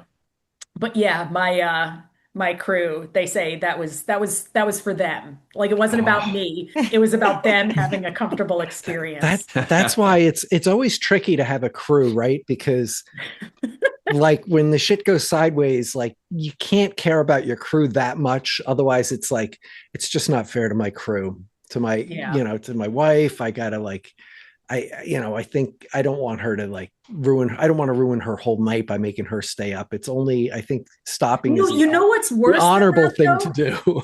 do. You know what's worse than that? Oh, Making them stay up when you don't even accomplish your goal. yes, yes. Ooh. So Oh, that keeps me going having a yeah. crew because I'm like, dude, they donated an entire weekend to be up here. Yes, I yes. gotta cross that finish line, man. How about when you have to call them at 4 o'clock in the morning to come and pick you up after they're already home and it's raining? I, No, I, they're not happy with that. It's not a good look. I have to say, Oh, if you want to pick someone to crew and pace, because my friend Trisha and I did with Josh. Josh is your guy. He like smiled for 90% of the race Nice. of the 100 miles, right, Okay, tell me Josh? about the other 2% Yeah. then. Well, the last can't, It five was miles, dark. he wasn't Come quite as on. happy. can't. There's some things we can't talk Wasn't about. quite as happy. We the can last swear time. on the podcast, but we can't talk I know. about that No, but he 2%. but he wasn't actually, Josh, you didn't really complain the last 5 miles. You just weren't smiling and You weren't Josh like. Yeah. chit-chatting. Not a It lot got of, real. It got real. Yeah. not Yeah. very Josh like. Yeah. But Yeah. but yeah, there were a couple of times when you just came in smiling and like more than anybody else who came in. I'm Yeah. trying to remember the exact mileage. I don't know, like 70 or something like that, or So whatever. The Um, second time at Camp Timber, I was so happy. I was yeah, just, yeah. So, yeah. But the- everyone was like, "Who is this guy? Like, what's going on? Why is he so But happy?" did he get 5 stars or like would pace again, or is it like 4 stars Definitely. because Yeah. because of the 2%? I don't know. No, absolutely. No. Ideal person to do. I think I had paced one other person before that, but I mean, it was an incredible experience, partially because of Josh, but also just like the vibe of the whole thing. And I wasn't really thinking I would ever do this race, but I was so happy to be part of it and run part of it. I was really grateful for the experience. So thank you, Amy. From my perspective as our crew and pace person, it was fantastic. Yeah. Great. I've gotten to pace people a handful of times and yeah, it can be a mixed bag. So be grateful when you have a runner that's like still moving and is in a Yeah. positive space. Yeah. Right. Yes. I've had a little bit of everything. I had one guy who I was pacing him. This was like years ago, and I was pacing him at Rocky Raccoon. Mm. So he'd flown me all the way to like Texas to like crew and pace him. And he was the nicest guy. So it was really surprising, but he just went to this dark place. So I'm like pacing him. And then at some point he was like, can you just like not talk anymore? And I'm like, okay. Like, and then I'm running with him. And then he's like, can you like maybe just like turn your light off? And it's like, it's night. And like Rocky Raccoon is like historically like super rooty. And so I'm like, fuck, I'm going to die. But like, okay, this is what my runner needs. And then we get back like with 20 miles to go. And he was just like, can I just run this last lap alone? I was like, I just got fired. Like, what did I do? Oh my God. Okay. It's like, I don't even know what's going on now, but sure, whatever your runner needs. But I was like, fuck. That is great. Yeah, that was crazy. I've heard of getting dropped, but not like getting fired. I got like fired I from felt that pacing way, like though. in the moment. And yeah, I was like, oh man, but whatever. I mean, other than that, like other people say I'm a good pacer. I think that was just he was just in a rough spot. So Yeah. but yeah. Yeah. It's a good way to be part of an event without having to actually do it. That's exactly Yeah. what I said. I was like, I didn't have to train for this and I get to be part of it. It's Yeah. really great for everybody Yeah. all around. Yeah. Yeah. It is amazing that you can get a medal at a 5K or a 10K half marathon or Yeah. whatever. And then in ultra running, you go and you'll run 50 or 50 plus miles pacing somebody. And it's like, you're not mentioned and not like, You might get it's like, no, I'm just a puke on pacer. your shoes. That's you right, get a yes. sweaty hug at the finish. That's right. Yes. And your name is nowhere on the results. Yep. Exactly. And you can my get gosh. fired if you don't. they Yeah, and don't you can get if you're running. fired. That's as I- right. On your permanent record, right? Exactly. Yikes. Oh. Yeah. Oh, before we end, I want to show my race swag that some woman named Amy gave me 10 years Oh, look ago. at that. So you were a solo finisher then. Solo finisher. Yeah, Woo-hoo. because I take credit for that, but really it was basically I've been running ultras for about 10 years then, and I said to my wife, like, hey, do you want to take the kids up and for a weekend in Vermont and run the Vermont 100? And like you can hang out with them and like maybe crew me a little bit. And she was like, no. No. Just go up, camp in the meadow, start there, just do it solo. And I was like, okay. So that's how I did the solo division. There you go. That year, some guy named Brian won. Like he was pretty fast. And he nipped What year me by was like that? 13 hours or something. But Was that the was that the biggest year he set impression the I had of course it is like record? that dude finished when it was still light out and he could get a perfectly good night's sleep Saturday night if he wanted. And there I was running in Sunday morning. So Fred, was that 2016? Yeah. 2016. That was the year he set the course record. Yeah, yeah. It was like 15 something, I think. That's always like that awkward thing when people don't know the answer. So they're like, "Oh, what's the course record? Who has it?" And I'm like, "Oh, it's my husband." No, you got it. We call that, but I'm married to him. Amy, we call that paddling the douche canoe. Yeah. So Yeah. you can paddle his canoe for him. That's allowed. And I heard you mention paddling and canoeing Yeah. and stuff. So Yeah. Skilled. you got to do that. Yeah, Brian would like finish the race so fast that our strategy for the last few, because I ran Vermont six times before I started race directing. And so like after a couple of years, what we started doing was we would have this guy, Nick, who would basically crew both of us at Pretty House and at Stage Road. So then my crew could be at home in Western Mass, drive up, and they didn't start crewing me till Camp 10 Bear, because at that point then Brian and I were far enough apart. But that meant like his crew was done before the sunset. So they didn't have that long of a day. And my crew, even though, they were up till midnight, they didn't have to start until 10 o'clock or 11 o'clock in the morning or whatever. So that was our strategy for many years there, to kind of make sure that, the crews could get good sleep, because it's all about them. Good. I think now I'm going to quote you on that. Okay. You hear that, Josh? I missed that. Oh, yeah. I missed that. What did she say? I am recording this episode, so I'll have that on on playback. So yeah, it is important to make sure that your crew gets sleep, right? So absolutely. That's like the number one goal of the weekend, I think. I'm is sorry, just making Anna. sure. I wasn't tired at all. I don't know. No, I felt that's amazing. actually, so I think that Vermont plays it sets itself up very nicely for that, because I think that one strategy that I used last year was I crewed somebody from the time that they came into 10 Bear the first time, and then I just took them around the loop once. Yeah. Right. And just that little bit was enough for the main crew to go ahead and for the main crew to go ahead and get some sleep. Have a break. Yeah. They got whatever that was. I forget how long it took, but it was long enough that they could, get a good nap in, and then we It's all a good got 4 to 6 hours. Yeah. Yeah. I think that's a lifetime, right? I was just going to say, I think maybe what worked was that our friend and I alternated pacing and crewing. So Nice. just the energy level was kept up high from running. And maybe that doesn't make sense, but from running, being a spectator while waiting and then running again. I don't know, like that rhythm, I think really worked for the two of us. So, I you guys are Connecticut based, right? Yes. Yep. Yeah. So Hmm. do you guys, so a couple of Connecticut runners, do you guys know Vinny, like Vin Yeah. and Kimmy? Like Yes, Vinny sure. Framulera, Kenny Yep. Battipaglia. So Yes. those two, I was doing Twisted Branch 100K, and I had the Mm. two of them taking care of me and pacing me. My best, I call them Team Vimy. So my Yes. best Team Vimy story is, so the two, like you were saying, Anna, the two of them, they split pacing, but it was like Vinny did like, a short, like he maybe did like 7 miles, and then Kimmy did 15 miles continuous, and then Vin jumped back in for like the last seven or whatever. And those two, they share such the same brain, right? Yes. Anybody who knows them, they are like literally two peas in the same pod. They are like the same pea.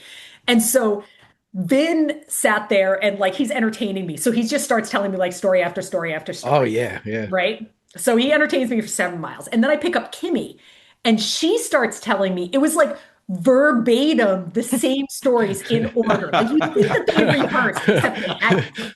And at times she would be like, have I told you the story before? And in my head, I'm like, well, you haven't. But I was trying to see, like, did they have slightly different versions? So she does that all for like the first 7 miles. And then Hmm. the second half, she starts in on stories that I hadn't heard before.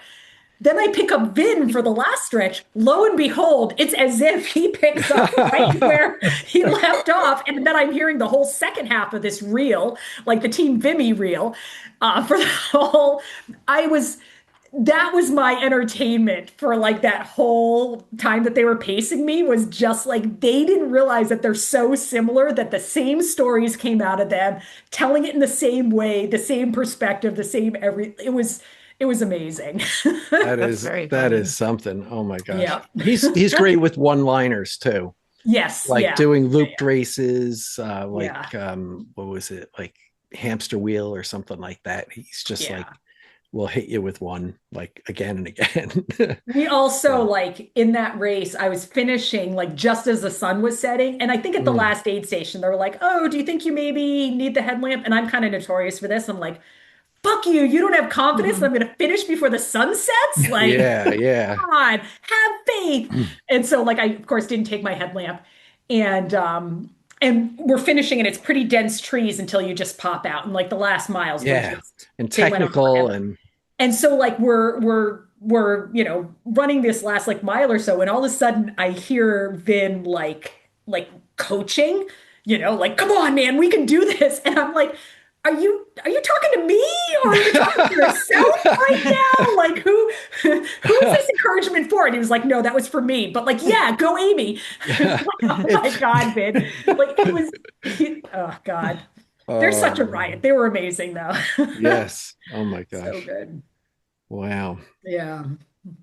Um, so Fred, I got a couple more things that I definitely want to talk about. Did you have anything you want to jump in with or no? Uh, I only You look, good? I dug this out today, so might as well Well, Fred's do a Fred's show and fashion tell. show. Now it's time for a My Fred fashion first show. 100 miler that I Oh my DNF, gosh. What year was that? I know I have a copy of that 2006. somewhere. 2006. Yeah, He's Look at showing an old that. school 2006 Vermont 100 Yes. shirt. Whoop, whoop. yeah. That's I good actually finished in podcasting stuff right there. 2007, but I was a DNF in 2006. Gotcha. So you don't wear the shirt then, right? No, I just keep it in my drawer and bring it out for show and tell. You can wear a shirt that you DNF'd in, but you have to wear it at another race of a longer distance and finish that race. Ooh, so I could have Oh, worn it at Ball that's State. the like subsection of that Yes. rule. Yeah, Thank yeah. you. Yep, Okay. yep. Didn't know that. That's true. You can look it up. Thank you. Anna We will all tell learned you. something here tonight then. There's I precedence appreciate for that, right, Anna? Anna, did you have anything you wanted to closing arguments or anything? Or I had a couple. We didn't get to this, but I maybe we'll do another interview and we can get into it more. I definitely appreciate your focus on that the like inclusivity we didn't really talk Oh too much yeah. about Vermont adaptive skiing sports, but that just is amazing that this race is so welcoming, and permits like people who don't have the opportunity in other races to get to and do the 100 miler in Vermont. So again, hopefully we'll be able to explore this further in another podcast episode. But I just wanted to give you kudos for that. Well, thank you. Yeah, Yeah. me too. Me too. I, Art, I I Art would and Fred are love to giving. talk about that at any time because Yeah, that's something Yeah. I've Yeah. become very passionate about. So right. I maybe we if you have, are you okay with time? Like I don't want to keep. Okay, Yeah. so maybe you could tell us a little bit about how you got like Vermont Adaptive. Was that there before you started? Okay. Yeah. So, Laura Farrell, Mhm. she who hates the spotlight on herself, so she loves when I tell stories like this. But she's one of those people who is just I feel like she just has such passion that when she focuses it on something, just people want to support it, right? And Mm. so she's someone who started what ultimately now is Vermont Adaptive Ski and Sports. So she started this, nonprofit to provide outdoor, accessible activities to people with various disabilities, mainly focused on like skiing, and now it's branched out to be, Mm. sailing and hiking and rock climbing and mountain biking and just kind of any outdoor activity that you can imagine. Um, so she started that organization, and then a year later, Vermont 100 was started. So Vermont 100, or I guess I say Vermont 100 in its current format, because certainly there was the ride event that was happening for many Mm. years. Vermont 100, kind of as we know With it, horses ride for the together. uninitiated. Um, yeah, so the Vermont 100 as we know it now with the horses and the humans, that started a year after Vermont Adaptive was started. So Vermont 100 was always a fundraiser for Vermont Oh, Adaptive. gotcha. Okay. So She started that, right? she She started the run portion of yes, yes. the Yeah, Vermont 100. yeah. So yeah. Yeah. Gotcha. How Okay. But many yeah, we maybe can't go all the way into it, but if I could jump in, how many adaptive athletes do you have, or athletes with disabilities, I guess you say the AWD? How WD. many typically run, on, I guess, there's sort of like an average each year? Yeah. Gosh, I don't know how many. It Oh. feels like it's always a handful. We've had, kind of maybe 2 to 4 visually impaired athletes in any Hmm. given year. Mobility impaired athletes, we haven't had as many. Hmm. We have Nipmuc Dave, who did it for several Hmm. years, and there have been a couple other mobility impaired athletes, but those numbers we just haven't had as many. And then last year, we actually added a third category to athletes with disabilities, which were generally calling it the umbrella of neurodivergent. And Yeah. so that's athletes with Mm.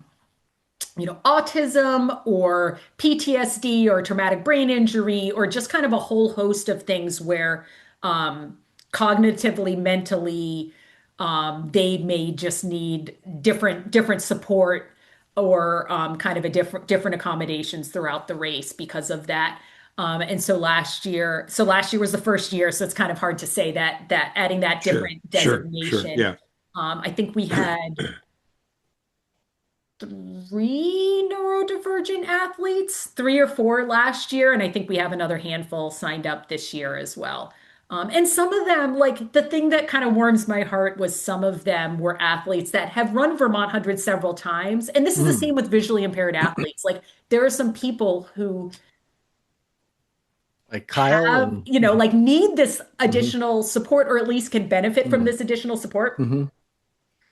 But the first time they check the box is at Vermont 100, Mm. which is really kind of a special thing. And it's, like I'm just glad that it's because Vermont 100 has created such a welcoming environment that they feel like here's a place where checking that box isn't going to be stigmatized, isn't going to be like a bad thing. It instead just means I'm going to have a little more support out there, and that everyone just like welcomes me as an athlete, and they don't care that like it's a good, it's a positive, not a negative. And so it's been really cool to watch a lot of athletes like race for the first time as a visually impaired athlete, or Mm, race as, be a multi-time Vermont 100 finisher. And last year, for the first time, check the box and say, yeah, I am neurodivergent. And that's okay. And I just like saying this is like a source of pride for me now. mm. So it's really cool. That's great because I think for a lot of people who are neurodivergent, it's something it's for lack of a better word, a lot of times the behaviors associated with it are ones that, especially as a kid, you just get like people just hammer you and criticize you. Right. And like you're constantly being reminded, like, why don't you just pay attention or get with it or, Right. all this stuff. So it can be quite, quite brutal to deal with that stuff. So, Yeah. Well, I think um, it's also like when someone's mobility impaired, you can yeah, see that yes. disability. And so then you know. And even when somebody is visually impaired, sometimes you can't always see it. But when someone's neurodivergent, it's this invisible Mm, visibility in a way, right? Like you yes. don't necessarily see it, and yet then it's just kind of helpful when somebody does identify as neurodivergent, because then like it, an example, like at first, like I certainly people last year when I added this category were like, well, why does it matter, or why is this important or impactful? And yet in having a lot of conversations with these athletes, I was starting to learn that like some of their neurodivergence just means that, like, say when they get into Camp 10 Bear and it is so loud and so stimulating, that is not an environment where they can even just kind of accept support, because they're so Mm, overwhelmed, and that just throws their entire neurosystem into haywire having all of that. mm, And so like some of the really simple accommodations that we're able to do is do things like be like, okay, for the neurodivergent athletes, it just means they don't get additional crew support. It just means that maybe rather than their crew supporting them at Camp 10 Bear, they're supporting them one aid station later. So they can run through Camp 10 Bear and just fill a water bottle, but then they can have the longer check-in with their mm, athlete at an aid station that isn't as overwhelming. Or they can mm, set up their crew stop, 100 yards before or after the aid station, kind of outside of the standard support zones, to just it's small, but it's so impactful for somebody who that's a barrier for mm. them racing if they have to try to only get support in these areas that are loud and there's a lot going on Yeah. and it's just so stimulating. And somebody you know, where that's detrimental, that can have a huge impact on their race. So, Yeah. Yeah. stuff like the neurodivergent category, all it is just finding these little teeny accommodations that give them the same support. It just looks a little different in a way that's, Hmm. meaningful. Yeah. Yeah. I think that's really great. Yeah. That's a good thing. Um, so I had a couple other things. Boston Marathon, right? So you've done Boston a couple times. I was wondering, I want to try to see if now I think Josh and Anna, Josh, did you run Boston ever? I should know that. You didn't yet. Okay. And Anna, you did not, right? No, I did one road marathon 13 years ago, and I'll never Gotcha. do one again. Yeah. Gotcha. You swore it off, right? That was that was Nah, road, college years. nah, That was road, nah. college years, so we don't even count that. Yeah. We'll forget about that. And so I'm trying to think. Now, Amy, you've run it like 12 times at least. Is that right? Somewhere around there. Is that right? 15? I don't know I how think many. I have 17 finished. 17. Okay, great. That's awesome. So I figure with that, we probably ran some of the same years, I know and I see Fred a did couple of, too. I'm looking at the bibs in your background and I'm noticing at least Oh, a few Bostons in there. yeah. It was like 2007, 8, 10, 13, Okay. So 15, I did it 13, something in like that. 15. two, I, I did it in 2004, 5, and 6, Oh, okay. and Hmm. then not again until 2010, and then I've done it every year since 2010. Oh, okay. Okay. Yeah. 2010. Now, Fred, how about you? 2, 3, and 7.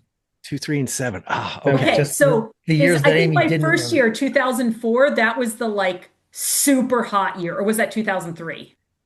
Maybe I Um, ran it 3, 4, 5, but One of I those years was like it was my first Boston and it was so hot. I think it took me over 5 hours to finish. Like I clearly did not oh, gotcha. that day. Yeah, yeah. I'm trying to Um, remember. I think 2003 was pretty warm. Okay, was that maybe the it was the run through 2000. the hoses? Is that what they call that? Is that am I or maybe that's the I don't know. I know I mean, 2000. I ran another couple of hot years. I ran a Yeah. couple of Oh, yeah, and then I ran a couple of the wet years, the rainy years. yeah, yeah. I think 2015 was hot because they allowed you deferral to 2016. Okay. Because I ran 2013 when the bomb went off, and Yep. then ran four. I was and I crossed So before where all were that. you when the bomb went off? I was in Back Bay in a hotel in Back Bay. Okay. I had finished and was showered and was sitting around, and somebody said, was watching, had it on the TV and said, the finish line just blew up. And I said, that's crazy. The finish line can't blow up. It's a clock, it's electric, it doesn't Right. have gas. How does it blow? How does it blow up? So, I had crossed the line and decided that was my last one. And then, that happened. And then I was like, You had to go okay, back. I got to run it. I got to go back. So Yeah. I ran 14 and then was going to run 15, but I wasn't trained and it was so hot that they gave everybody a deferral if you want it. So I took a deferral to 16. Hmm. And then that was I think 16. Yeah, that was my last one. So, Okay.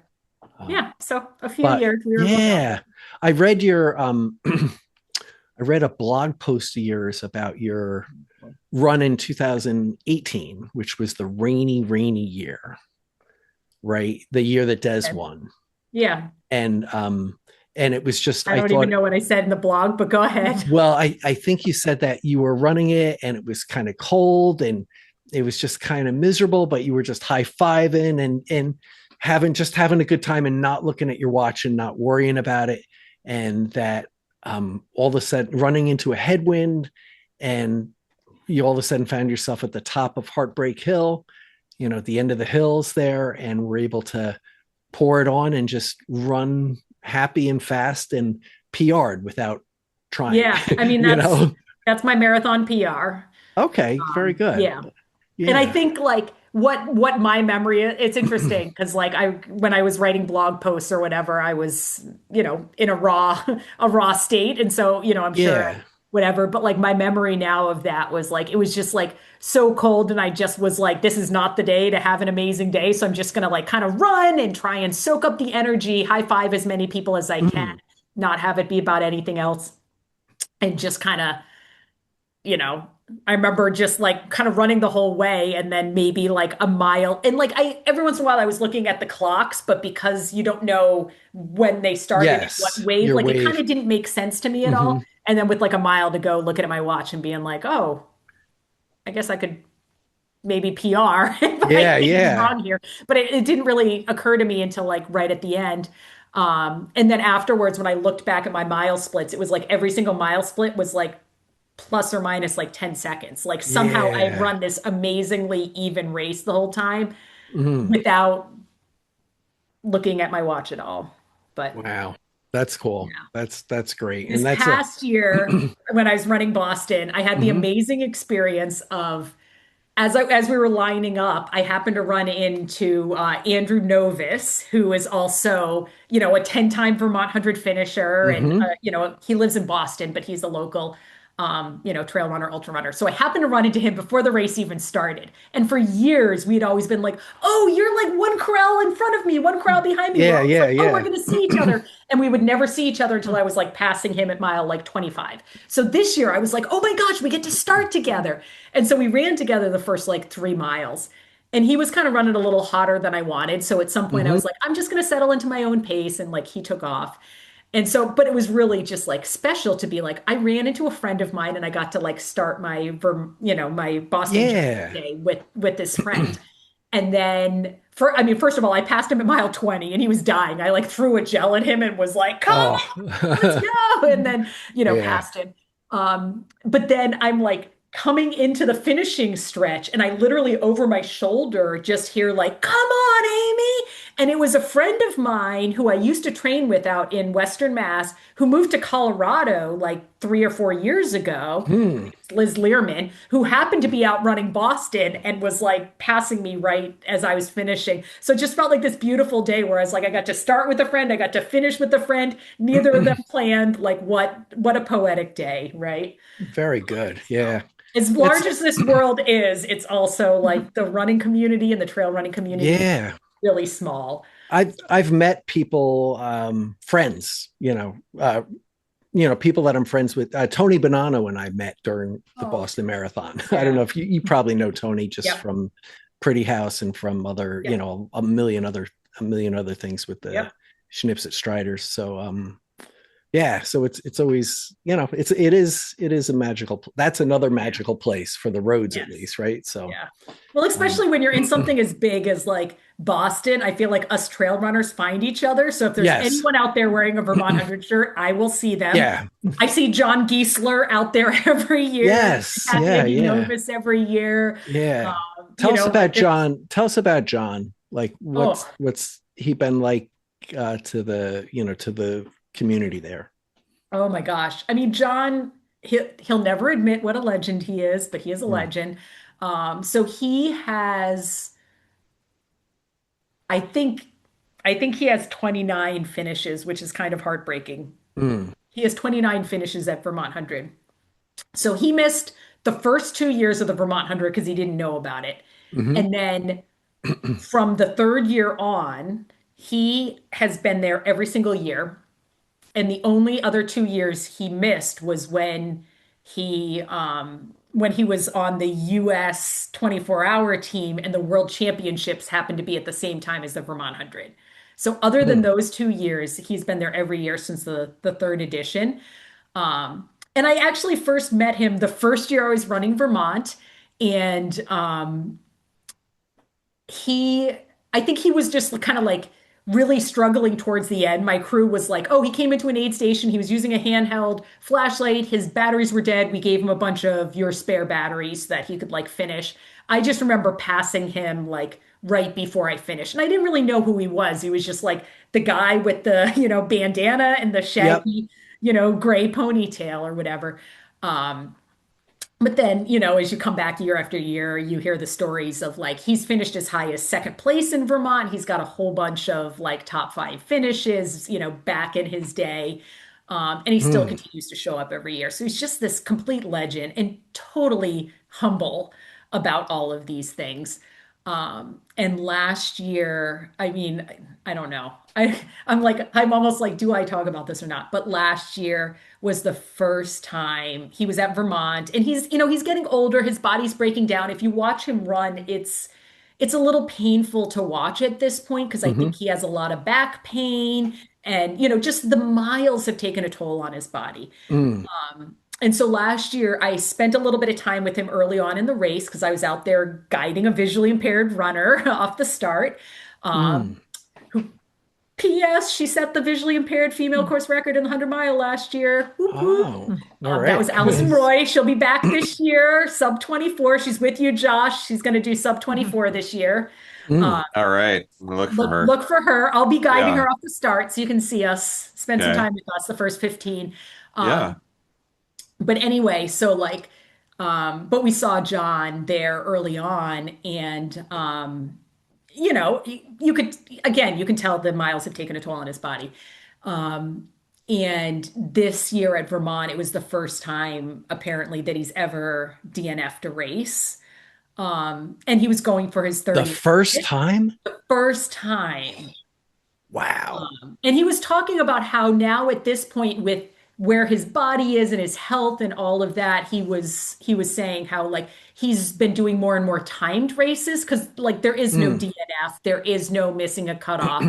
You just do what you can and you move on. But Vermont, because he's done it so many times, it's this tradition. So he wanted to toe the line, but not knowing if he could finish. And so it was heartbreaking. Like, mm, one of the things when you're the race director, it's like I love being at the finish line and I greet all the finishers across, and there's a lot of tears, there's yes. a lot of sweaty hugs, and there's a lot of everything. But one of the things that's really heartbreaking is when I call it when runners approach the finish line from the wrong direction, right? So when they're coming from Yeah. the field and not from Oh, the course, and there's a lot of, I've got a lot of friends that run. And so there's a lot of Hmm. people who, when they drop and they're dropped off at the field, they know I'm at the finish line. So they'll come to see me at the finish to, you know, say goodbye or, just tell me about their day or that sort of Hmm. thing. And so this year, like, I'm not supposed to have, favorites and that sort of thing, but like someone like John certainly holds a special place. And so Yeah. when he approached the finish line from the wrong direction, um, that was really hard. And, he Yeah. was crying Yeah. and I was crying, and it was kind of devastating. And I get it. I mean, frankly, for him to be this late in his career and to not have DNF'd, Yeah. is, That is, is that's amazing. yeah, it really Um, is. but then he also was like, Amy, I don't know if I'll be back next year. And that's also like he's such a part of the community. I was like, Mm. maybe do the 100K, like come back and Hmm. volunteer. Like I just was like, he's such a part of the race that I don't know what the race would be without, Mm. without the bandana and the frizzy gray ponytail. And Sure. so yeah. Wow. That's yeah, that says a lot, He's about still that. racing a lot. I saw him on it across the years. I Yeah, he see does a a lot of bunch of those races, timed a lot races. of timed races. Yeah. So yeah. Yeah. Very good. Um, I have to ask you just two last things here. So you have the cows. Tell us about the cows. Like, so I see you have a picture of a cow behind you. I know you're, quite often seen in a cow costume. Um, so what's What's the deal? yeah, what's the deal? What's up with the cat? What's up with that? Do y'all have an animal? Is anyone else Oh, just having like you have an animal that like your family just keeps because giving Yes. you? cats were, oh yeah, yeah, I know what you're talking about. Like my mom's, Elephants. it's giraffes. Okay, Anna's got elephants. Who Elephants. else? Yes. Yeah. For me, it can be alligators or bears, Okay, all right. but not Josh, not a single wait. animal. I'm sorry. I missed the Do connection you have with an the. animal spirit? do you Like, have Your like an family animal animal. that like Oh, your family Yeah. keeps giving you things like whenever they travel, they give you like a no. I don't You have have no that. idea. Or like a family. Yeah. You have no personality in this. Sorry. there you go, Josh. I just got cut from the That's Vermont 100 because yeah, I don't have a spirit animal. That's it. Exactly. I know. You No better work spirit on that's that. animal. right. That's in Um, the questionnaire for the yeah, race, the exactly. That was application. clearly in the application for the Vermont Oh, 100. I'll Do have you one have by one? just. I'll have one soon. Okay, appreciate We'll that. work on that. We're going to Yeah. work on that, Amy. It's Okay. okay. Fred, do you Um, have one? Cats of various species. They can be Okay. small cats or Ned- large cats, but they're cats. Okay. So like my family, like it was this whole thing where it was like it started when I was younger, and I think I was in like second grade. I had like a shirt that had a cow on it because my granny grew up in Vermont, or my granny lived in Vermont or whatever. And but I remember in second grade, everyone had to recite a poem and in mm, front of the class. And the poem that I had to recite was I've never seen a purple cow. I never hope to see one, but I can tell you anyhow, I'd rather see than be one. yep. That was the poem. And so like, the cow like kind of became the thing. And then since then it's like, my family, I don't know. It's like I got like cow pot holders and cow, like I have a cow timer and I have cow salt pepper shakers, like just kind of it's like cows everywhere, right? So this particular photo behind or painting behind me, which is like behind at this point, it's behind me and like every time I zoom, if it's not behind me, people are like, "Where's the cow?" But it was a wedding present from my sister where she was like, "I saw this cow painting. It's kind of big. You think Brian would be cool with that in your house?" I was like, "He married me. He married the cows." That's Um, right.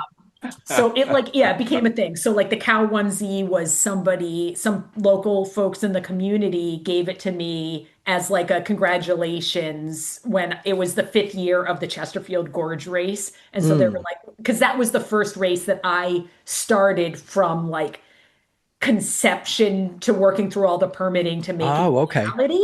That was like the first race that wasn't just handed to me, but I kind of Mm. did all of that. So in the 5th year anniversary, some people gave me like a cow onesie. And so that like just kind of added to it. But now it's just kind of like cows. Yeah, it's a lot of cows. Yeah, It yeah. reminds me of when I was a kid, though, and my granny had roosters everywhere. And so, like, me and my siblings and my cousins, every time we went to her house, we would always play the game of like, who could, it was almost like the like name that tune. It was like, who could find the most roosters? And then, like, whomever said the biggest number, it's like, okay, now point out the 17 roosters that you see. And now I feel Yes. like my house has been like that, but with cows, because I have like all the different cow things around the house from different trinkets and such. So Gotcha, gotcha. Well, it also it plays well to Vermont too, it right? does. So, It Yeah, you know, does. yeah, that very good. yeah, that works well. So, Yeah. um all right. Well, Amy, I have to say this has been so fun to have you here, and hopefully we can get you back here again uh, sooner rather than later. Thank you so much for everything that you do for for New England, for the Northeast. I think like the Vermont 100 and the community that you put there is it's a tangible place that we can all point to and say, this is, if you want to know what it's all about, this is what it is. Go there and you'll get a taste of it, and you'll see uh why we like to do what we do, because if we were just out, if people were just out there running in the woods without without the community behind them, I think it would just be weird. So um you know Yeah. so Thank thank you. you, for all your time and for everything that you do here. So Thanks. um Yeah, it was great to chat with you guys. Remember some of these crazy stories from the years. So appreciate Yeah. that. Yeah, absolutely. Guys, any closing arguments? Are we good at this I point? feel like you just closed for us. I did. I'm like that, Fred. Yeah. I'm here to help. So, I will note though that he is saying, we'll have you on sooner than later. So we're at episode 352. So he just means yes, before episode 700 that's right. Okay. Yeah. to make it back in the Well rotation. before, Before well So before. sometime in the next like No, 8 years. no, this is, yeah, we should have one after, I have to say, I made one other mistake. For some reason, I confused Seven Sisters with Escarpment. They're And very similar. oh, I know. And Yeah. right after Vermont 100, it was like the next weekend, I think, was Yeah, it's Escarpment. normally like, yeah, separated by a weekend or two. And so on one of our shows, I said, "Oh my gosh!" And coming up, Escarpment is this weekend. And I said, "Wow, how the hell does Amy do that?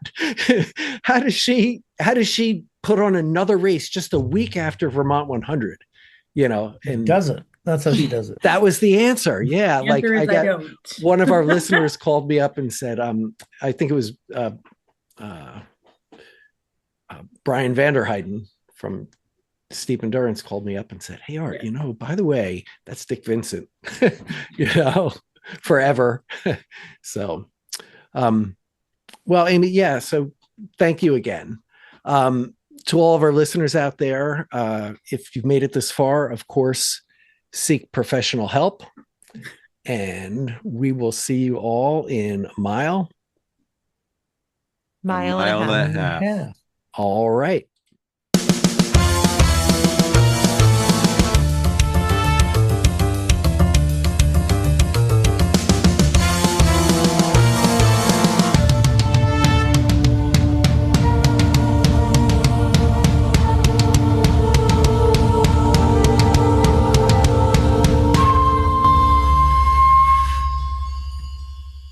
All right.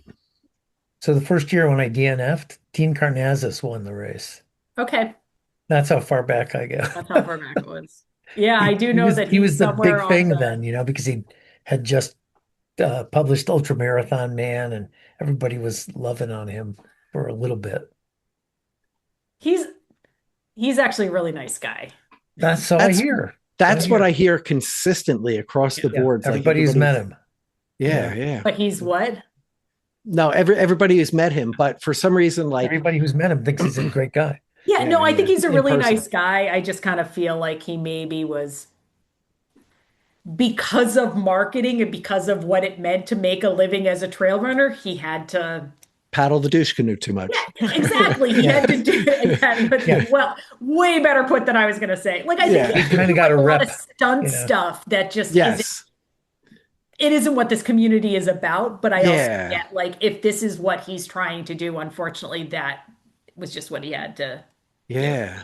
When I read his book, I was like, oh, nobody runs that much. Like you can't do that. You have to run like the most it's possible to run is 2 marathons a year.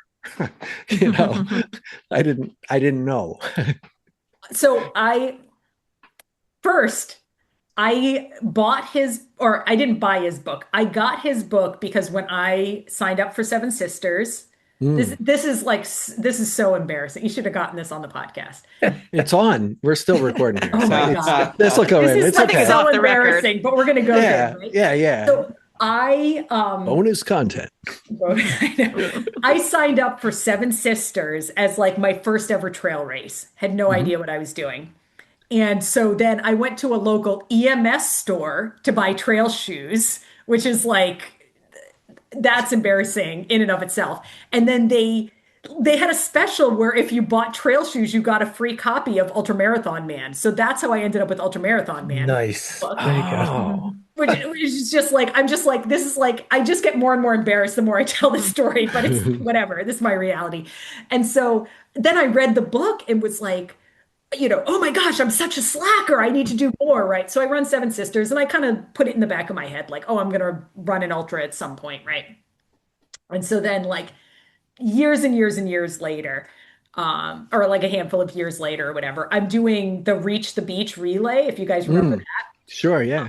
And so I was actually doing an ultra team because the year prior we only had 9 people, not 12. And so at some point we just were like, well, we're already running a bunch of extra anyway. Let's just call it an ultra team. So at least like, we're not running way more than everyone else, but competing against them.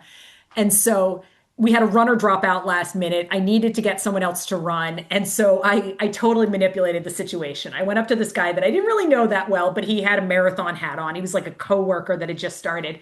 He wore a marathon hat. And so I was like, okay, he's a marathon runner. And so I was like, rather than be like, hey, come hang out with me and my friends in a car and run like 30 miles over a weekend. Instead, I was like, have you read this book, Ultramarathon Man? It's amazing. Let me lend you a copy. And so he reads it and he finishes it and he's like, I'm such a slacker. I want to do more. And I'm like, well, Oh my need gosh. a person to join us. And so I totally manipulate him into this. And then like, so he does that. We finish. And I just think like, okay, that's that. And then like a month later, he's like, so Amy, I heard about this race. It's called the Vermont 50. And so then it was all of a sudden I was like, well, fuck, now I got to do this ultra thing. That's right. I totally manipulated him. I can't let him one up me and actually run an ultra, And so I ran my first ultra because of, it was like kind of I tried to manipulate him. Oh, He in yeah. turn got me back. I couldn't Nice. be one upped. And that's how I ended up running my first ultra. And like the rest is history. But And that was Vermont Mm-hmm. 50. it was Vermont 50. And Oh, that's how it cool. starts. That's how it It is that and usually Bimbler's Bluff is where it starts. Yeah. But We ended Vermont up 50 is right actually, after. as we were training up, it was like totally a case of blind leading the blind, right? Like neither of us knew what we were doing. But whatever. We were training up. It was going to be great. And about a month before we were about to run, I just was like, I've only ever run a marathon. Do you think we should maybe do something more than that before we do Vermont 50?